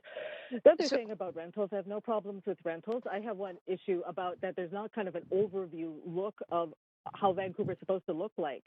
I think city planners are supposed to be using like PDFs. I read a City Watch article about that. Why isn't the city virtualized so everybody can see things in 3D, the right proportions? You can see what's missing. Okay, you have a nice kind of consistent look. I see that is sort of missing altogether, is figuring out a Vancouver look, making it look nice, making it look good for business. Even if you had film industry, that they know where you have, to advertise for where to film things. You could even make a Vancouver, I don't know, video game, whatever. Okay, your technology of actually assessing the city and where development should be and how it should look, it's kind of missing. Okay. Now, in terms of rental, I wouldn't just broadly change the zoning like this, because you're going to create like land assembly fighting amongst people. You look at, okay, this is sort of an area that's got kind of like decay and could be like a natural for more organic development. Okay, because this is what things happen. Something interesting happens in the area. There's new jobs. Development is attracted there. So you figure out organic development there. There's going to be certain areas which obviously will be a highlight area, and you don't need to have like a 4 to 6 story rental. You could have a much taller rental, but you have to figure out your proportions around it so that it's a good look and it's usable. So can I just stop you there for ahead. 1 second? Because I just really want to clarify the question I'm asking is in our commercial areas on these major arterials. So I'll take Hastings as an example because it's near me, where you with the existing zoning you could do strata, and there are some strata builds, but if you wanted to do, you have to go through a rezoning process and it takes a lot of time. And there have been some, and there's 6 stories, and they include retail at the bottom to help add vitality to the street. Do you have objections to that component of this report? Okay. Now, I think you still need to have some community kind of like input, but there should be kind of like a plan so people kind of know what's kind of happening, as opposed to randomly kind of in a block you like to build something that doesn't really fit, or it's not the best way to do it. Okay, because this, you could have all kinds of random appearing buildings, and it's not a very pleasant thing to look at. Okay, just with I had the slide one about this mega-sized house that's almost the size of a 4-story building. That's not correct. You still have to have kind of a visually pleasing look. All right, things have to kind of look like they're placed properly and not just like stuck in the middle without support around it. You understand? You're having a shopping district. There has to be some type of planning that it's a proper shopping district. It can't look random. Yeah, I appreciate that, and I thanks for clarifying that. I think I'm probably over my time. Thank you. Yeah. Councillor Hardwick, you're up next. Sorry, just looking for that mute button. I really just wanted to clarify, did you make those slides available to council, and was there a written accompaniment to it? Oh, no, I didn't have a write-up. I didn't submit a write-up for that. I did have more about, originally was about aesthetics and like proportions. But from after the 2 day listening to what was kind of going on, I thought, oh, probably there's going to be a lot of people talking about aesthetics. All right, and that thing kind of came out as an oddity, and probably if I don't say it, no one else is going to bring it up. But it does stay in that 348-page document that probably this is not going to be that good of a deal for most developers. And even I remember, like, on the night, even one of the city staff was saying that, oh, probably more like a mom and pop organization would go for this policy. But then all these other people started saying, well, we have nonprofits and we want to get government money, and I develop for nonprofits and I would like government money, and think, okay. Okay, that's a different perspective than the city staff saying, well, probably mom and pop shops would like to develop whatever 2 or 3 houses together, create a business or an apartment complex. I know that probably deviated from your question. Yeah. I just but I wanted to slide 3 because my daughter drew that. I even have something for Councillor Pete Fry with a vegan food lab, so I still wanted to have that slide up there. Just out of interest, what neighborhood do you live in? Oh goodness. All right, I have to out myself. I live in like Kensington Cedar Cottage area. Yeah. Okay. Well, thank you. Yeah. That's not really You're outing welcome. yourself, but appreciate it. And I saw a smile from Councillor Fry. I think he appreciated the slide. Oh yeah, I'm all for it. So thank you very much for calling in. Thank you. Thank you. Okay. All right. Take care. Bye. So much. Moving on to speaker number 30, John Stovall. Good evening, Mayor and Council. Can you hear me? Sure can. Up to 5 minutes, please. Yeah. Okay. Yeah. Thank you. Yeah. So I'm John Stovall. I'm here in 2 roles. I'm the chair of UDI, Urban Development Institute. I'm also president of Reliance Properties, and we're a rental developer, condominium and rental developer in Vancouver. Manage hundreds of rental units and have built hundreds of rental units in the city. Very supportive of this policy. I think it's least we can do. I think it's one of many to come much larger steps that are going to need to be made by this and future councils to address housing supply and affordability. So strongly in support, even though ourselves at Reliance do not have any C2 projects that would be moving forward under this policy.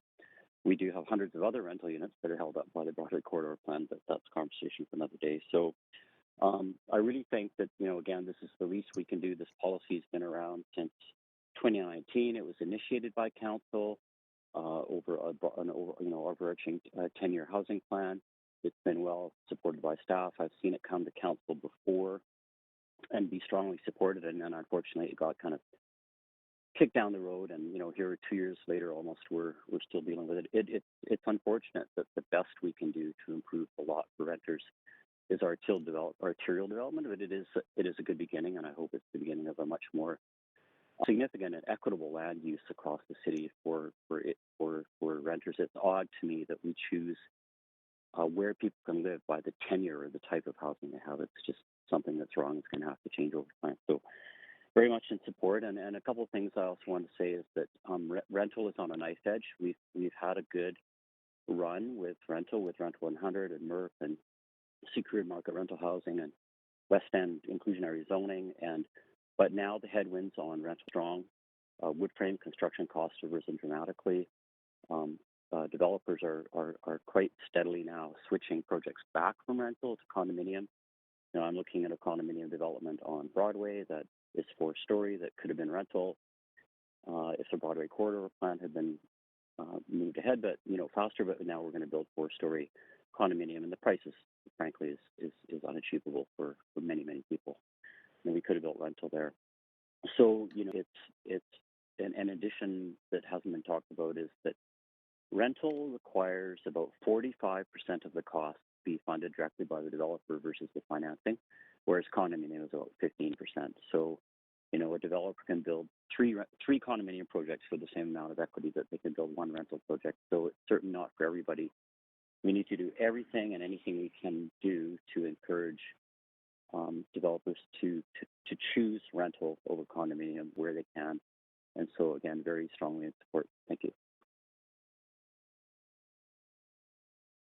Thanks so much for calling in this evening. I don't see questions for you, so we'll move on to question speaker number 37, Luke Anton Solvang.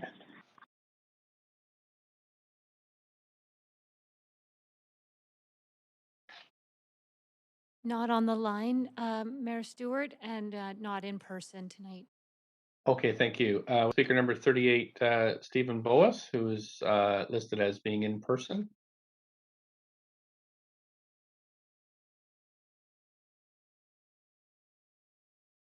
Clerk, so do we have Stephen Boas there? Yes, we do. He's just setting up and will be Thank ready you. momentarily. Great, thanks so much.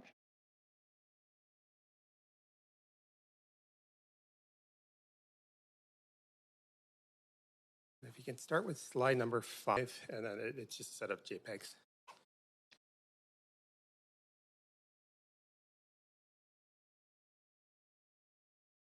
Hey, clerks, I'm... Or make it 6. We got the right slide? Okay, that's fine. One of them, 6 or 7. Okay, hello, my name's Stephen Boas, and I live in Grandview Woodland. I'm a renter. I work in Fairview. And while this proposal before you is called streamlining rental around local shopping areas, it actually affects C2 zones in Grandview Woodland, in Fairview, in Mount Pleasant, areas that are supposed to be exempt, or they're not supposed to be exempt, but there's a sub-area A, and I'll talk about the impacts there. We can go to slide number 1. Okay, this applies to the other zones above 60, but in section 4.32, there is a wording there to allow for 15.3 meter heights to increase the height of C2 for all zones across the city in C2 from the 38 point or 13.8 meters by over 5 feet. Next slide. And the issue that I have as someone who enjoys the small shops is the scale. When you the slide, which is from East Hastings and Vancouver Heights, you can see the huge floor height of the first floor. And you look at the building beside it, you have an intimate floor height. You've got a small shop there, and there's a different scale of the streetscape and so on. So a lot of the new buildings that are being approved, whether it's at 6 stories, they've got these enormous floor heights, and they have large shops usually. And if you go to the next slide, please. That's also on East Hastings and Hastings Sunrise, and you can see the chain stores come in. So you have large floor heights, large floor plates, high rents, and often only the chains can rent here. So you're essentially creating a chain store zoning by increasing the height by that 5 feet. Next slide. And what you have in Grandview Woodland and in other rich communities like this is you've got this like intimate scale. You've got small frontages. We had 25-foot sizes of store frontage. And this is actually a relatively new store at Venables and Commercial Drive. And it's also fitting into the current streetscape scale. Next slide. The experience of walking along Commercial Drive is a very, very rich and varied experience because of the small store frontages. You always see something new, and there are a lot of mom-ups. Next slide. There's a lot of street activity, and this is essentially activated by the small stores and the frontages and the rich frontages. And what happens if you add a very, very large store with a high frontage or a high ceiling, and you have a bit of the streetscape that's committed to one store. So this can make for some very, very bland and boring streetscapes, impersonal, and also with a new development being out of scale of the current scale of Little Italy and Commercial Drive, and even Main and 14th and other parts of the city that are very similar in scale. And next slide. If we look at, there's a lot of local shopping. I shop here, I walk here, I bike here on Commercial Drive. And raising the heights of the ceilings and having those enormous floor heights actually is going counter to the climate emergency goals of council, because you essentially have to heat another 5 feet of volume of air that you have to heat. You have to construct that extra 5 feet of concrete or wood or whatever, and that all adds up over the life of the building. So you're going counter to the climate emergency goals by just raising the floor heights in C2. It's not just the streetscape that's affected. Next slide.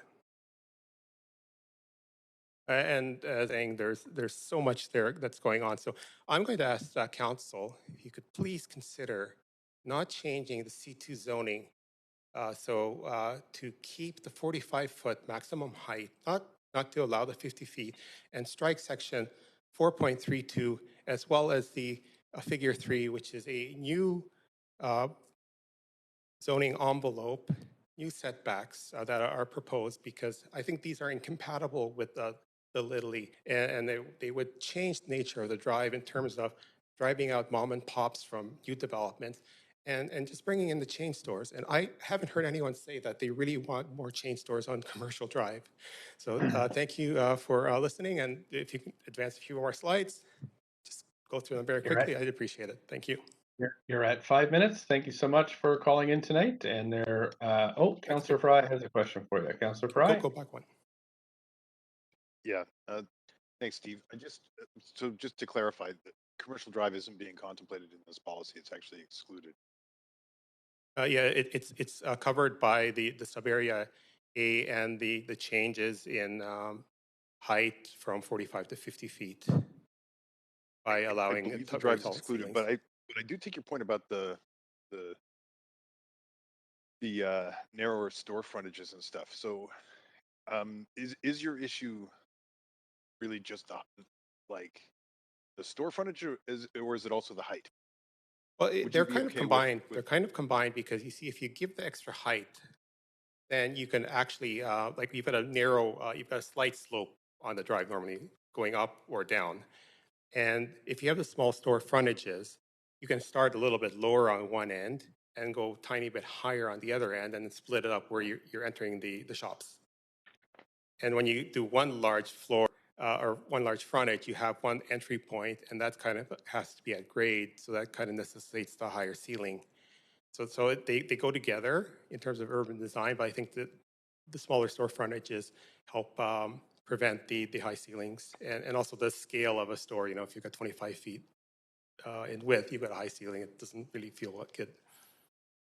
I suppose I'm prejudiced by my own environment, where we have 25-foot lots here in Chinatown, the downtown east side, and they go higher than 3.5. But I do appreciate the context around the store width frontages. So thanks. Yeah, and Councillor Fry, I think the context in Little Italy and Commercial Drive might be a little bit different in terms of what's there existing. And if you redevelop some of the lots under C2, if you change the C2, then anything you would fit differently in the current context if you raise the heights. Sure. Thanks. Thanks so much. That's it for questions. Appreciate you coming tonight. Council, we're moving on to speaker 39 of 80. 39 of 89. And that speaker is Ben Han. Hello. Hi there. You have up to 5 minutes. Please go ahead. Hi. Thank you, Mayor and Council. My name is Ben, and I am speaking in full support of the streamlining rental proposal. I am a renter, and I live in a purpose-built rental building in Fairview. I am privileged to call this neighborhood of mixed apartments my home, where the streets are quiet, dense, green, walkable, and livable. Many of my peers do not have the same privilege and are forced to choose basement suites, laneway houses, and a few limited options on arterial streets.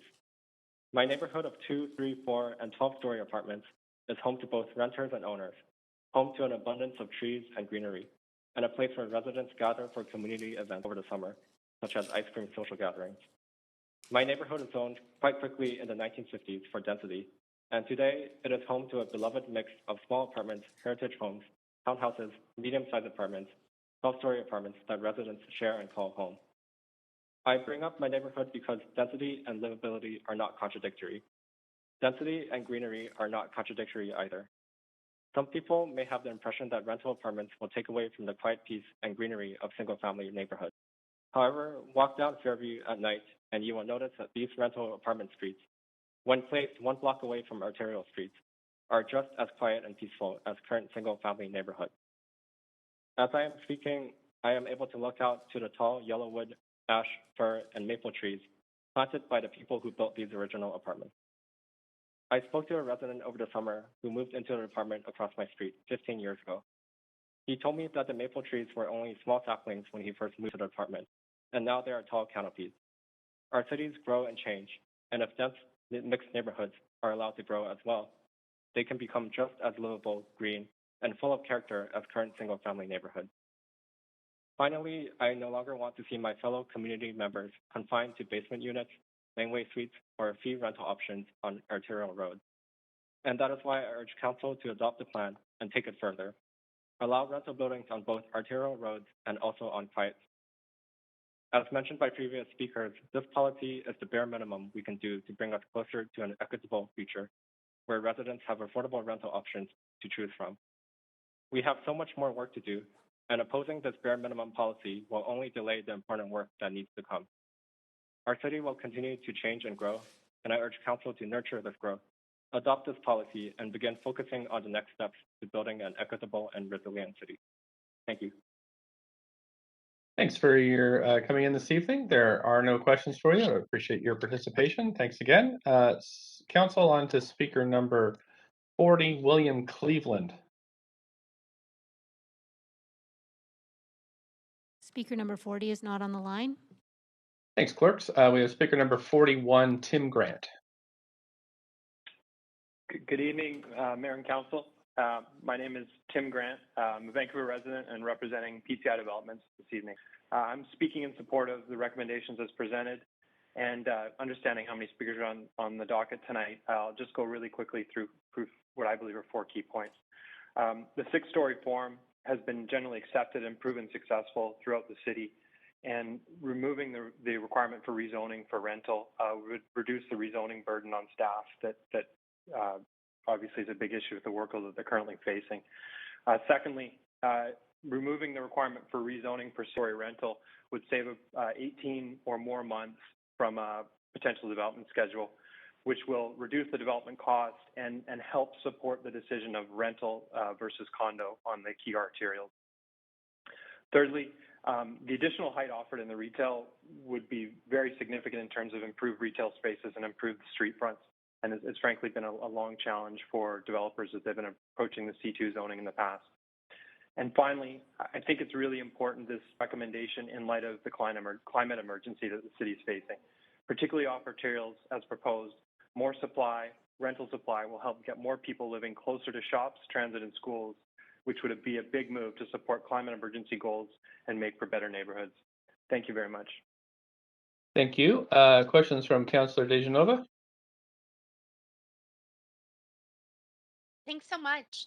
I'm just wondering if you think that this possibly leaves still some city or opportunities on the table above and beyond 6 stories when we're thinking about uh, not just rental, but some of the other types of affordable housing that could be co-located, such as looking at affordable home ownership and other programs that CMHC and BC Housing are currently funding. Just wondering if you feel that maybe there's still possibilities for more density to deepen affordability in this policy.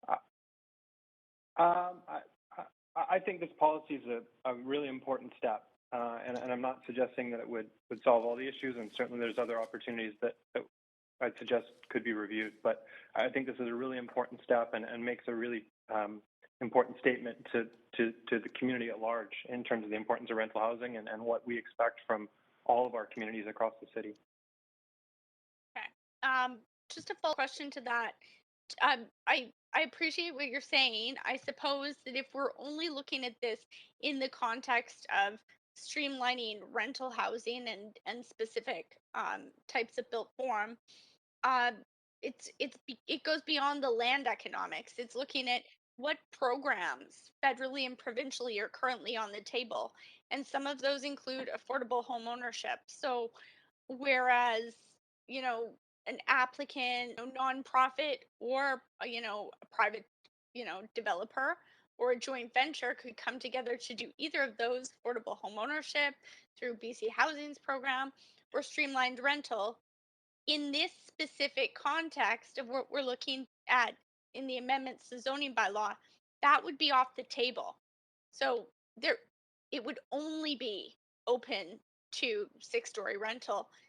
And to go above and beyond that would include, as you mentioned in your presentation, a process that takes a long time and can raise costs in housing. So I'm just wondering if you think that above and beyond this, that needs to be included or considered. I think within this, like I said, I think with those are really important programs. And in my perspective, I work for a market developer. I'm also involved with a not-for-profit developer on a volunteer basis.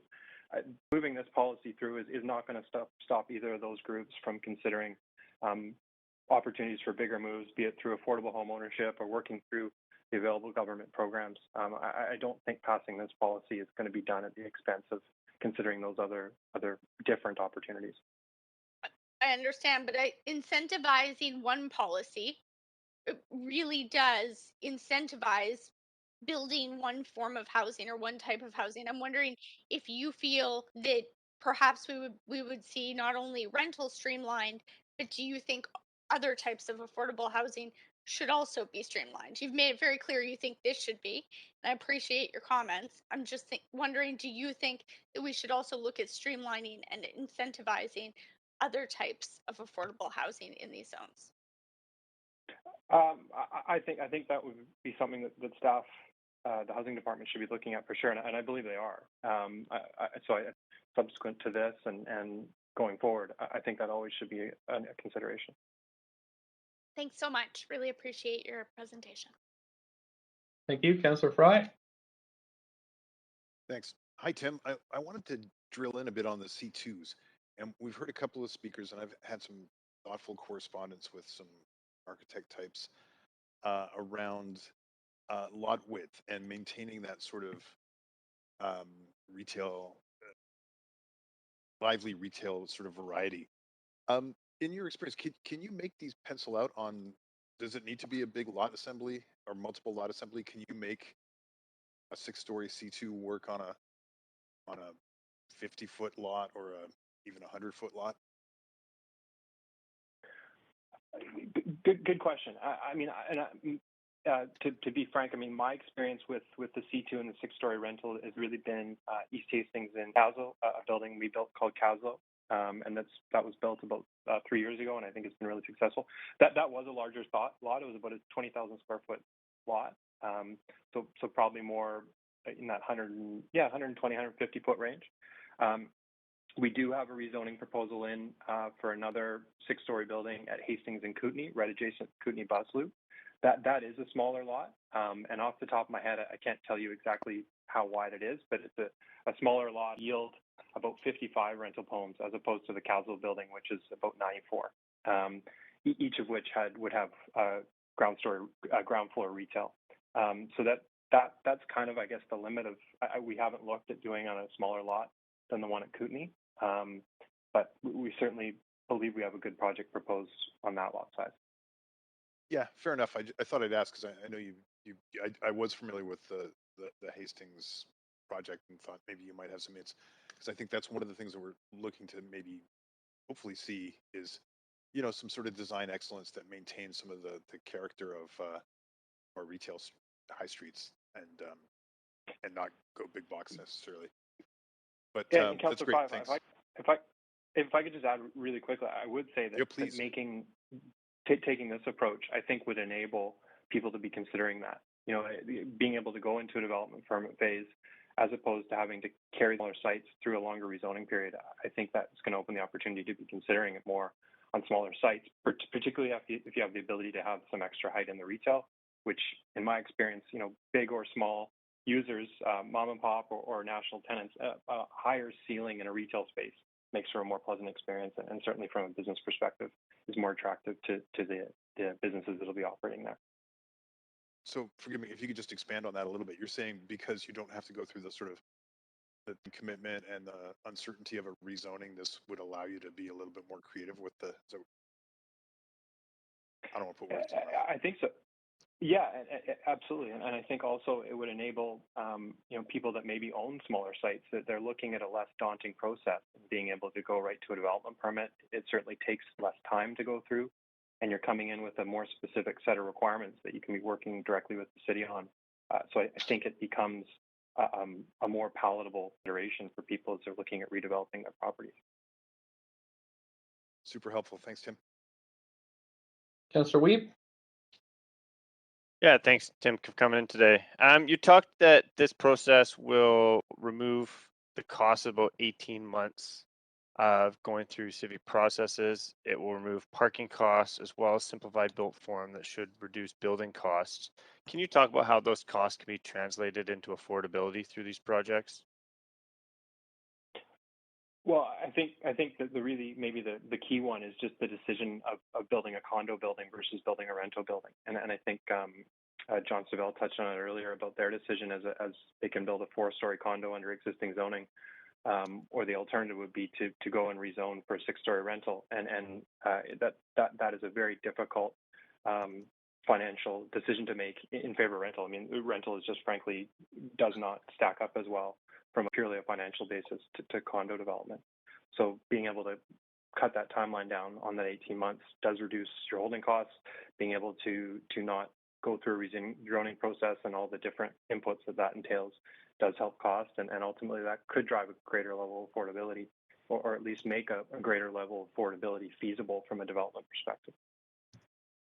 Okay, so if 6-story rentals, like you talked about, the one on Caslo, were able to pencil in previously, why, if we are reducing the costs, how come the performance can't deliver a CAC target contribution or a guaranteed affordability? It's 6 stories that they're really challenging. And I would, I guess going to our Hastings and Kootenay example, we do have 2 more MERP projects that are under construction across the street, and those are 14-story projects that have 20% guaranteed for moderate incomes or secured for moderate incomes. So that additional density is really what made those affordability targets possible relative to a 6-story market rental building. And I will do you see just say from a sorry. But I was just going to say that a 6-story market rental is still very, very difficult to make work, and in today's environment, particularly with the prospect of the realization of increasing construction costs, and the prospects of interest rates starting to move up again, it's a very challenging thing to make work. So we're still really on kind of the edge of the projects being able to move ahead or not with rental construction. okay, one of the biggest inputs for some of these projects to show their viability would be the land costs. And we've heard that land costs should not increase, or land valuation shouldn't increase. And as this is a pretty broad policy across the city, do you believe that the land values will stay at the rate they are at single family home rates?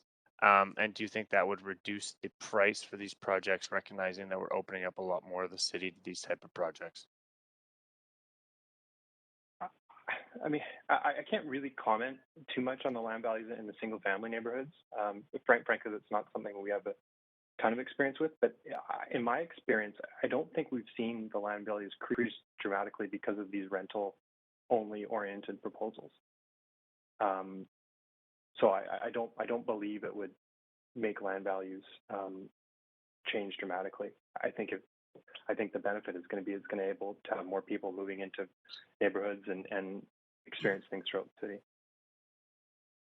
From your point of view, when you are doing land assemblies, you aren't seeing people looking for an 800,000 plus increase on land valuations, recognizing that they know the property is in an area that can be assembled for this type of use.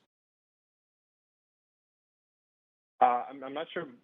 I'm not familiar with the $800,000 example. So That I'm was not just really a sure comment. Someone today said that we had a project and the properties nearby, or each one of the projects in that land assembly got an 800,000 once we approved the policy. So I'm just wondering, is that something from your professional point of view that you have seen in the market or not?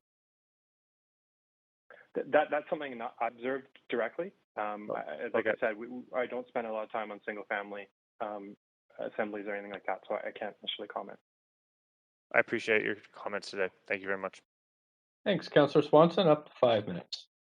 Yeah, so if you were taking advantage of this rezoning as a builder, would you build any of the so-called affordable rentals? That I think that's about 1,100 for a bachelor, 1,100 a month. Would you build any of those, or would you just stick with the market rental? My understanding of the recommendation being presented tonight is it's about market rental, and that would be our approach. And certainly on a 6-story proposal on a C2 zone, at least the ones that we're involved in, we could not accommodate a moderate income unit or anything like that. Those type of restrictions are very hard, in our opinion, to make work at these densities right now. Okay, thank you. Thanks so much. That's it for questions. Appreciate you calling in tonight. Council, before I call the next speaker, I'll just alert you that I have asked the clerk to ask for an extra day for us to extend this public hearing. We are already scheduled to go November 9th from 6 till 10 p.m. But as we only have a half an hour left in this meeting, as we've gone through 2 meetings and we're not quite happy with our speakers list, I've asked for 2 additional evenings. So I'll just let you know the second date when the clerks have found one. And we have speaker number 42, Joan Bunn. Hello. Hi there, up to 5 minutes, Hello? please. Hi there, Yes. up to 5 minutes, Okay. please. Hi, thanks.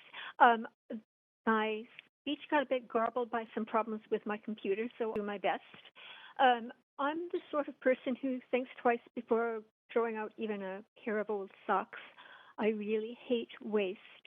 I walk through my neighborhood and imagine these sturdy, strong, often beautifully colored or admirably designed houses with usually several suites inside smashed down by noxious machines leveling it and wrecking the houses and gardens that could have lasted many more decades.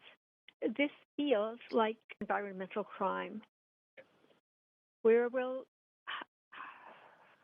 Today I read through all the 500 plus oppose and support submissions.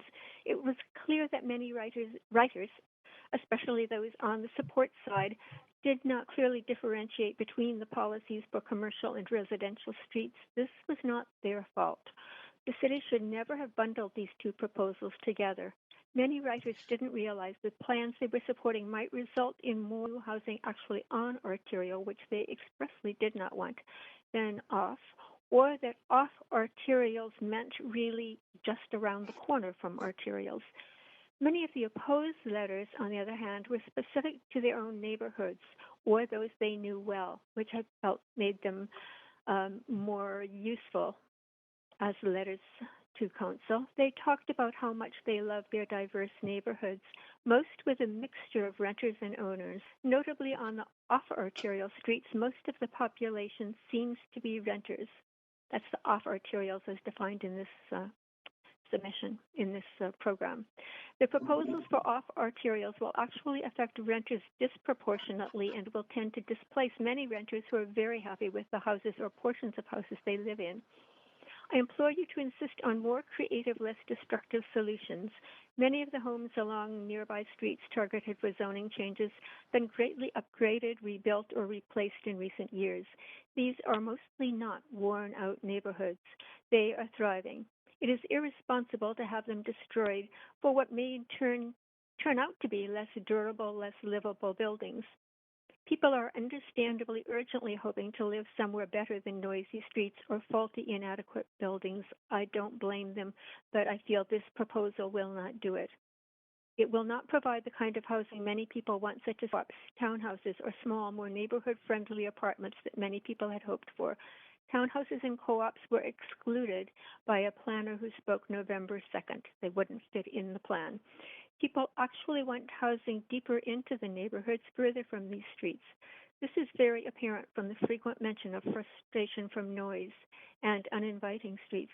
Can this be achieved better than by sacrificing street after street of currently modest housing. A letter on the support side actually made my point regarding the environment better than I can. Biologist Julius Saturno made a very eloquent plea for protection of Vancouver's urban forest.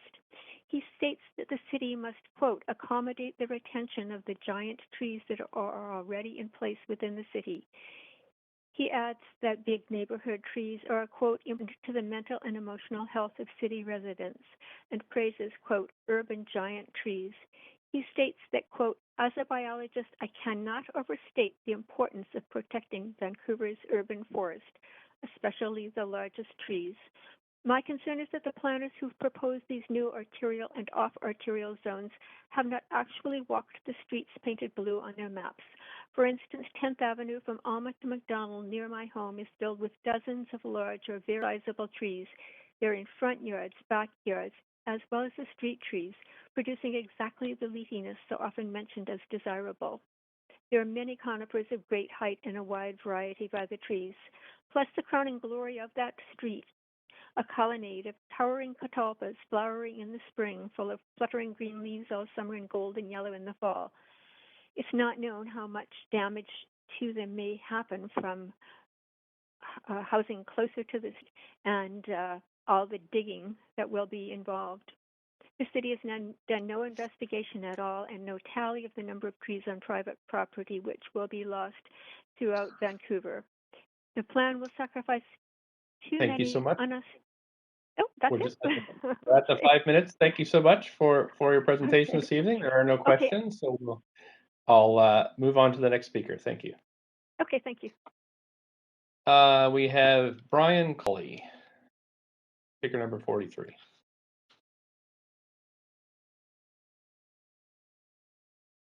Brian Colley speaking.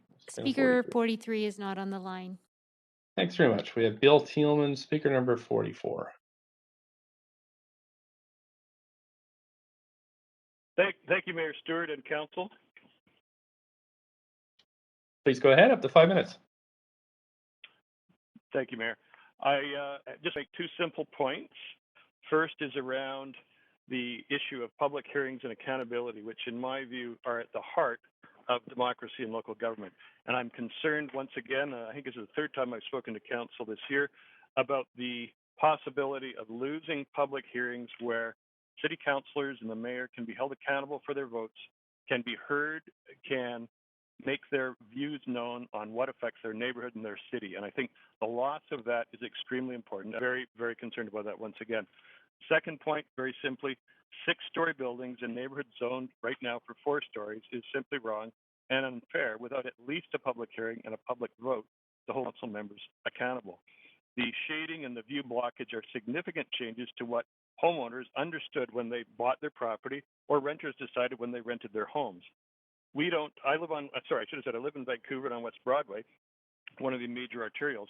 And people here, my neighbors, talked to about some of these proposals and previously.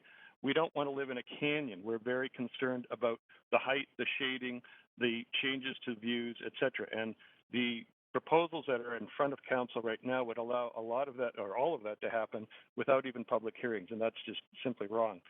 Also concerned, and it's outside of this hearing, but the Jericho Lands Project, or as I refer to it, Metrotown by the Sea, we're again seeing the complete loss of neighborhood accountability, responsibility, and not actually thinking about the context of the neighborhoods.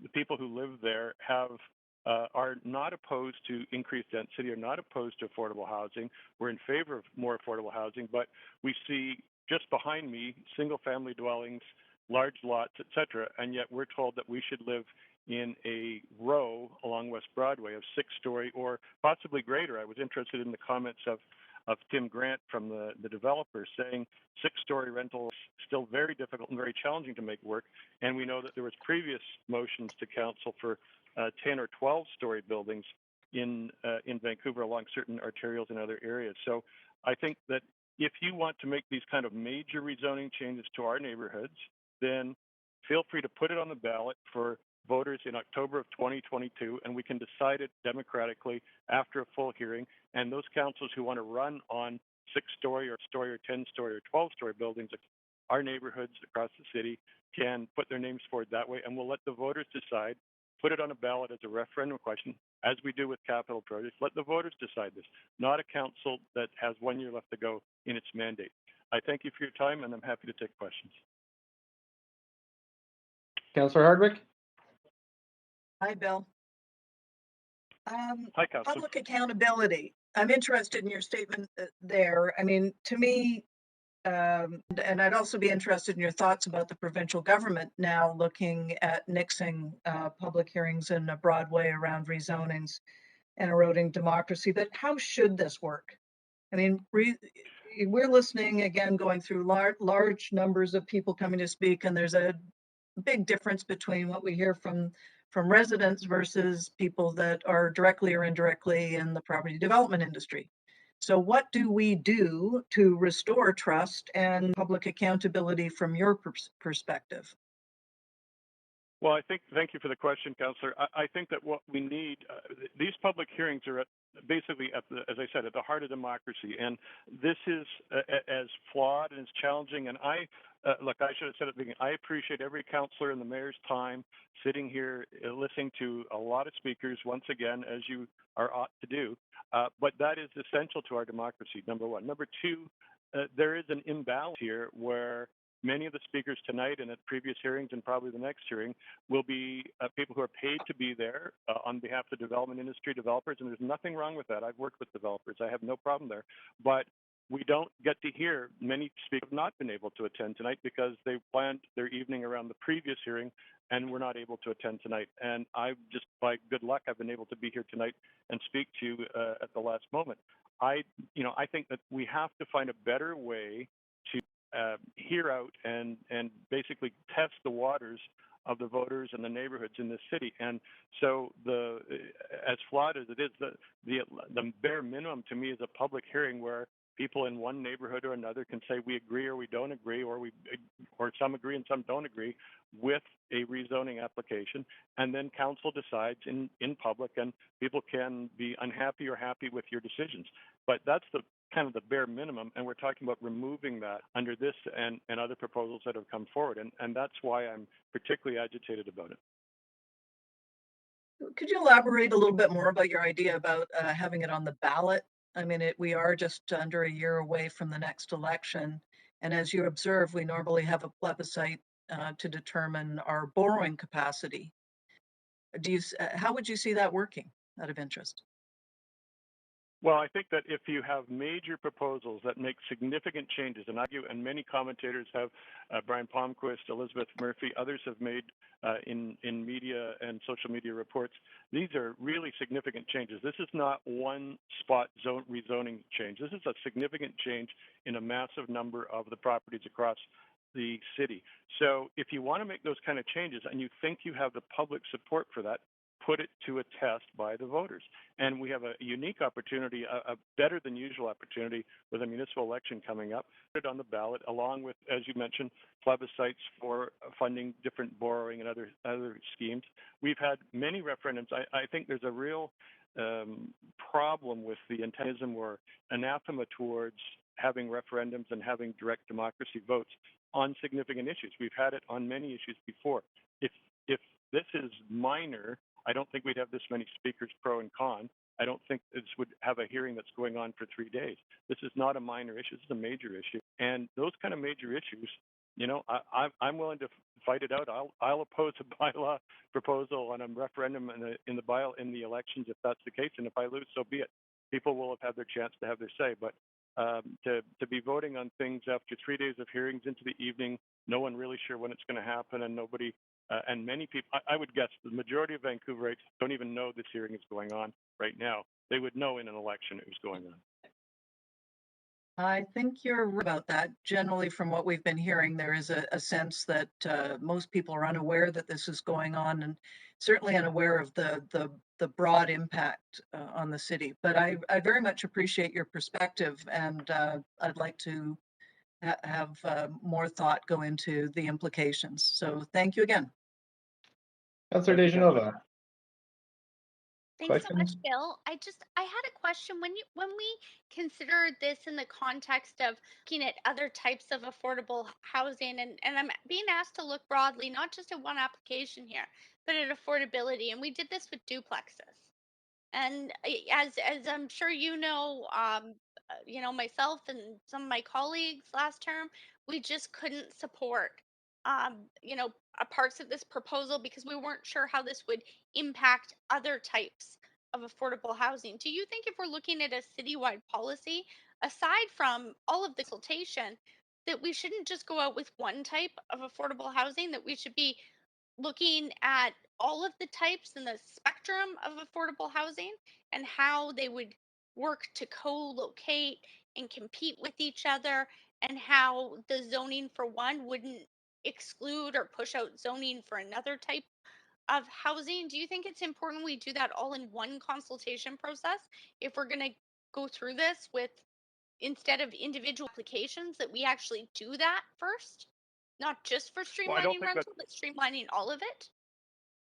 Thank you, Councillor. I think that is a good question. I mean, this is kind of a this is kind of a Rubik's cube of rezoning and policy development and questions. And I think that I'm certainly hope I'm not insulting anyone in the city council today. Say that this is very complicated, very complex, and I think for the average voter, average resident, whether they be a homeowner or it's even more complicated. So I think that the more information and the more knowledge people can have on these issues, the better off we will all be, and you will be in making decisions on city council, and we will be as voters and residents here, because this is not simple stuff. And I can honestly say, and I think some of the questions we've heard from various councillors tonight, as much as I've been able to hear, is that this is extremely complicated, and you move one piece in this and things change dramatically. So I think the more comprehensive we can be, also the more comprehensive the consultation can be, the better off we would be.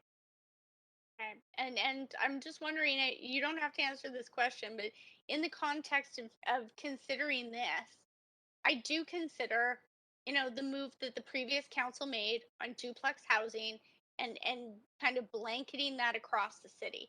This isn't blanket policy, but it is wide reaching, as you noted, and the public may not know about that. Do you think that there's a concern that there might be a perception out there that this would be like that move made by the previous Vision Vancouver Council?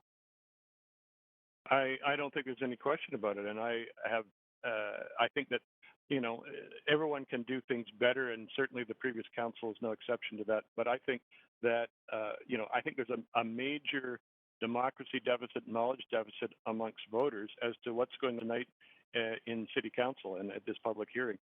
And I think that, you know, we need to be more consultative and inclusive of our taxpayers and our citizens, residents, whatever their status, renter, homeowner, is, because people just don't really know what's going on, and I think that's really incredibly important to a democracy.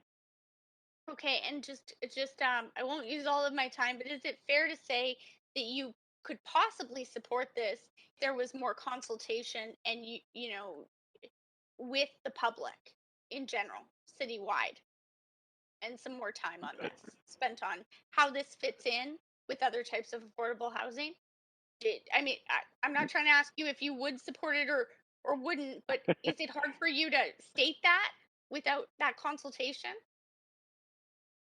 No, I don't find it hard at all. I have a problem, and people can say you're envy or whatever, but I don't want to live in shadows and in shade on the building where I live, a forced building, which was the rules when I bought it, as it was for everyone else who lives here. And I think other people in our neighborhood would say the same thing. If you want to change it, then there's, I mean, I could be on the losing side of that. That's democracy. I understand that, but to make a decision late at night in a council hearing that will affect me and my neighbors and other neighbors and people all across the city without them even knowing it happened is wrong. That's my biggest point. Thank you very much. I really appreciate you sharing all of that. Thank you, Councillor Councillor. Dominato, up to 5. Thanks, Mayor. Hi, Bill. Um, I just wanted to follow up on a couple of questions. Councillor Jones asked one of mine, but you referenced the complexity of this, and I've certainly kind of observed that on the complexity, but it is confusing to residents right now. But I've been trying to hone in on this with residents, is particularly with the recommendation around C2 areas. Which is much smaller in scope when you look at the map and the recommendation of allowing 6-story rental without rezonings. Currently, we have that with Strata at 4 stories. How do you feel about that? Or does it go back to the same premise of there hasn't been adequate kind of consultation and engagement, and that the public needs to have residents have to have an opportunity to participate and have a say in their neighborhoods? Thank you, Councillor. I mean, I had to search to find a map which indicated to me, and I think I'm reasonably knowledgeable about city politics and politics, exactly what a C2 was and where it was, and I eventually found it, on a social media site. But I mean, why don't we run advertising as a city to say this is what we're going to be talking about? This is the issue. These are the motions in front of council. I mean, to look, and this is not a knock on city staff, we do a remarkable job under difficult circumstances. But, I don't think, again, most people have no idea they live in a C2 area, just no idea at all, or that this motion is in front of council, or that things could dramatically change if this motion passes in favor. So, I'm kind of astonished at how much could potentially happen in the city without most of the people who actually pay the taxes and vote even knowing it happened, until it's afterward, and then they find out. Thanks for clarifying that, Bill. Appreciate it. Thanks. Thank you. Okay, that's it. And council, we are at 9:45, so we can go for one more speaker, and then we'll call it a night and resume on November 9th at 6 p.m. Speaker number 46 is Celine McRae-Hamdy. Speaker 46 is not on the line. Okay, let's try speaker number 47, Michael Louie.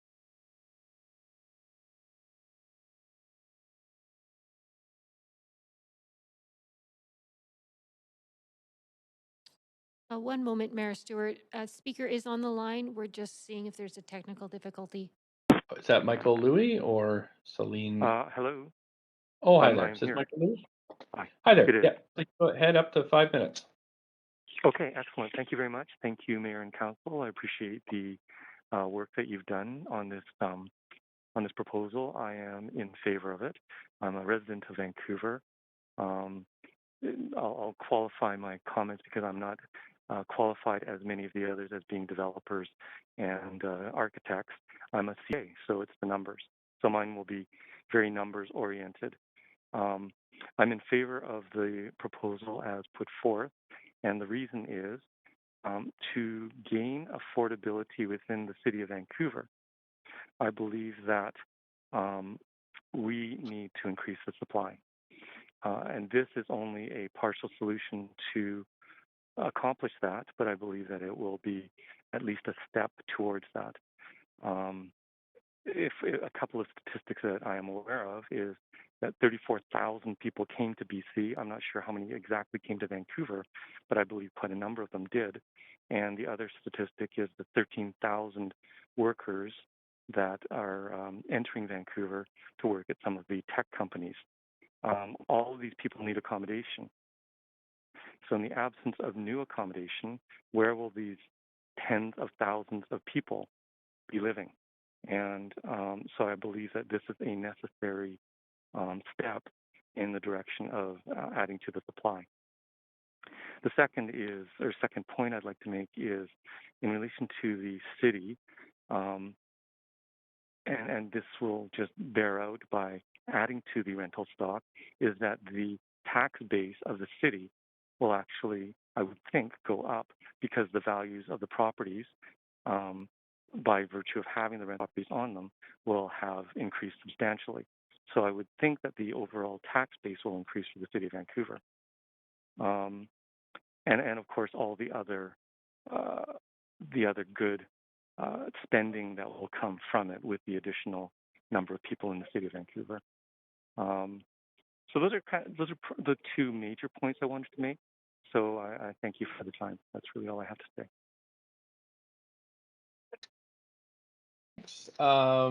I've got I don't see any of the councillors on the queue for questions, but I have a quick question for you. How important is climate change to you?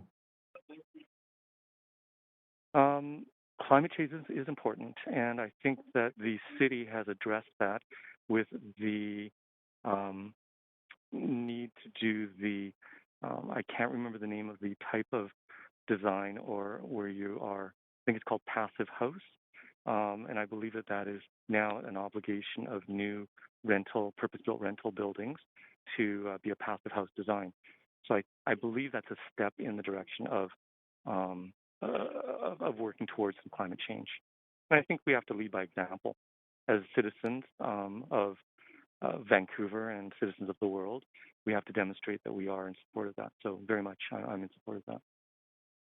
Okay, thanks so much for your time. I don't see any other questions for you, so we'll. Clerks, it looks like I've kind of undershot a bit. We have 12 minutes left, so I will ask if Oliver South is still on the line at speaker number 48. Yes, we're just checking. One moment, please.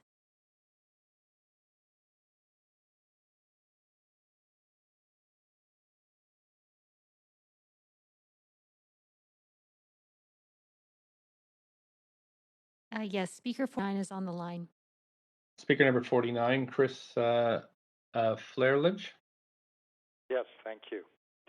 Great, thanks. Please go ahead, up to 5 minutes. Thank you. I'm opposed to this proposal, not entirely. I'm not opposed to six-story buildings on true major arterials within a few blocks of grocery shopping and other shopping. I've been a resident of Vancouver since 1984. My wife and I are owner of a single-family home in the Cedar Cottage area. We've owned our home for the last 22 years. I love Vancouver for its livable quality, the ability to live in a single-family residential area close to work, community centers, and parks, as well as having reasonable public transportation options.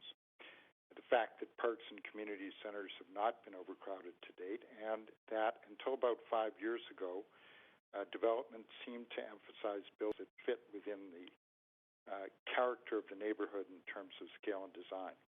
I think that the current proposal sacrifices much of that.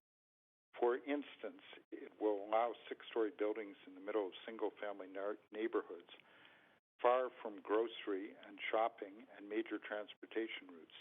A speaker the other night mentioned that potentially you could have a six-story building on 12th Avenue across from Kitts High School.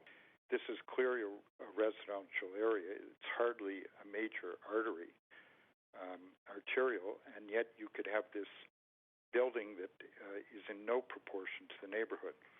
And the same could be said by way of example on Victoria Drive between the 18th and Kingsway, if you were to plunk down a six-story building there. Under this current proposal, there is no guarantee that projects will be located within a block or two shopping areas or even on arterials as opposed to off arterials. In fact, the proposals will lead to the most haphazard kind of development. If the goal is to reduce the use of the automobile, then development should be concentrated within a block or two of existing shopping and transportation hubs. The question is, do we really need to change the character of Vancouver's traditional single-family neighborhoods by allowing six-story apartment buildings on arterials of this nature? From the presentation made by staff, it appears, and I hope I'm correct in this, that they anticipate that approximately 400 units will be built per year, or about 4,000 over 10 years. It appears that the average development approved under previous similar programs contain about 80 to 100 units, and that based on what we heard tonight, and that you require about 5 lots to do this, 5 city lots, or about 20,000 square feet was the figure mentioned earlier. So that really means that if there are only 400 units being built a year, that we really only need about 25 city lots. We don't need all these areas to be subject to development and subject to the speculation which will attend that in terms of there is undoubtedly the prices of the properties that are actually within these zones will rise dramatically.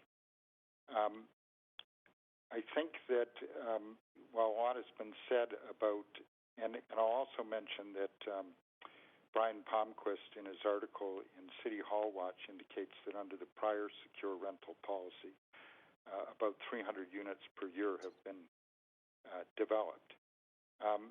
So the proposal really is that for the sake of about 1,000 people who may or may not have ever been Vancouver residents, that we're drastically going to change the nature of the city. And there really is no evidence that this policy is going to produce any more supply than the previous policy, because really what developers are up against is the financial implications. That is, it's difficult to make it work when the rents are controlled, and the rents are controlled in these buildings, even if it's market rent. And it may be that if they could charge more, then they would build more.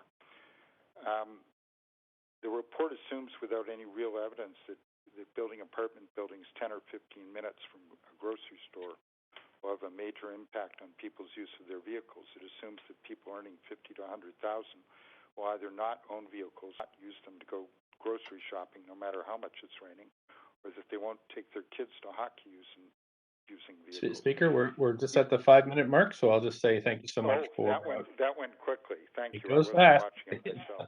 Yeah. Thanks very much. You don't have any questions, but I'll thank you for calling in this evening. Thank you. Okay, thank you very much. We don't really have enough time to start another speaker, so with that, we'll recess until this public hearing until November 9th at 6 p.m. And I'll ask the clerks, did you have a second date as well, just in case? Not at this time. Okay, great. So council will get back to you as soon as possible and let the public know for the other date that we need. Okay, so thanks very much, council, for your work this evening. Thanks to everybody who participated, and thank you, clerks, as always, and staff. Okay, so we'll talk to you next week. Yeah. Thanks, Mayor. Good night, everybody. Thanks, everybody. Night. Bye. Bye all.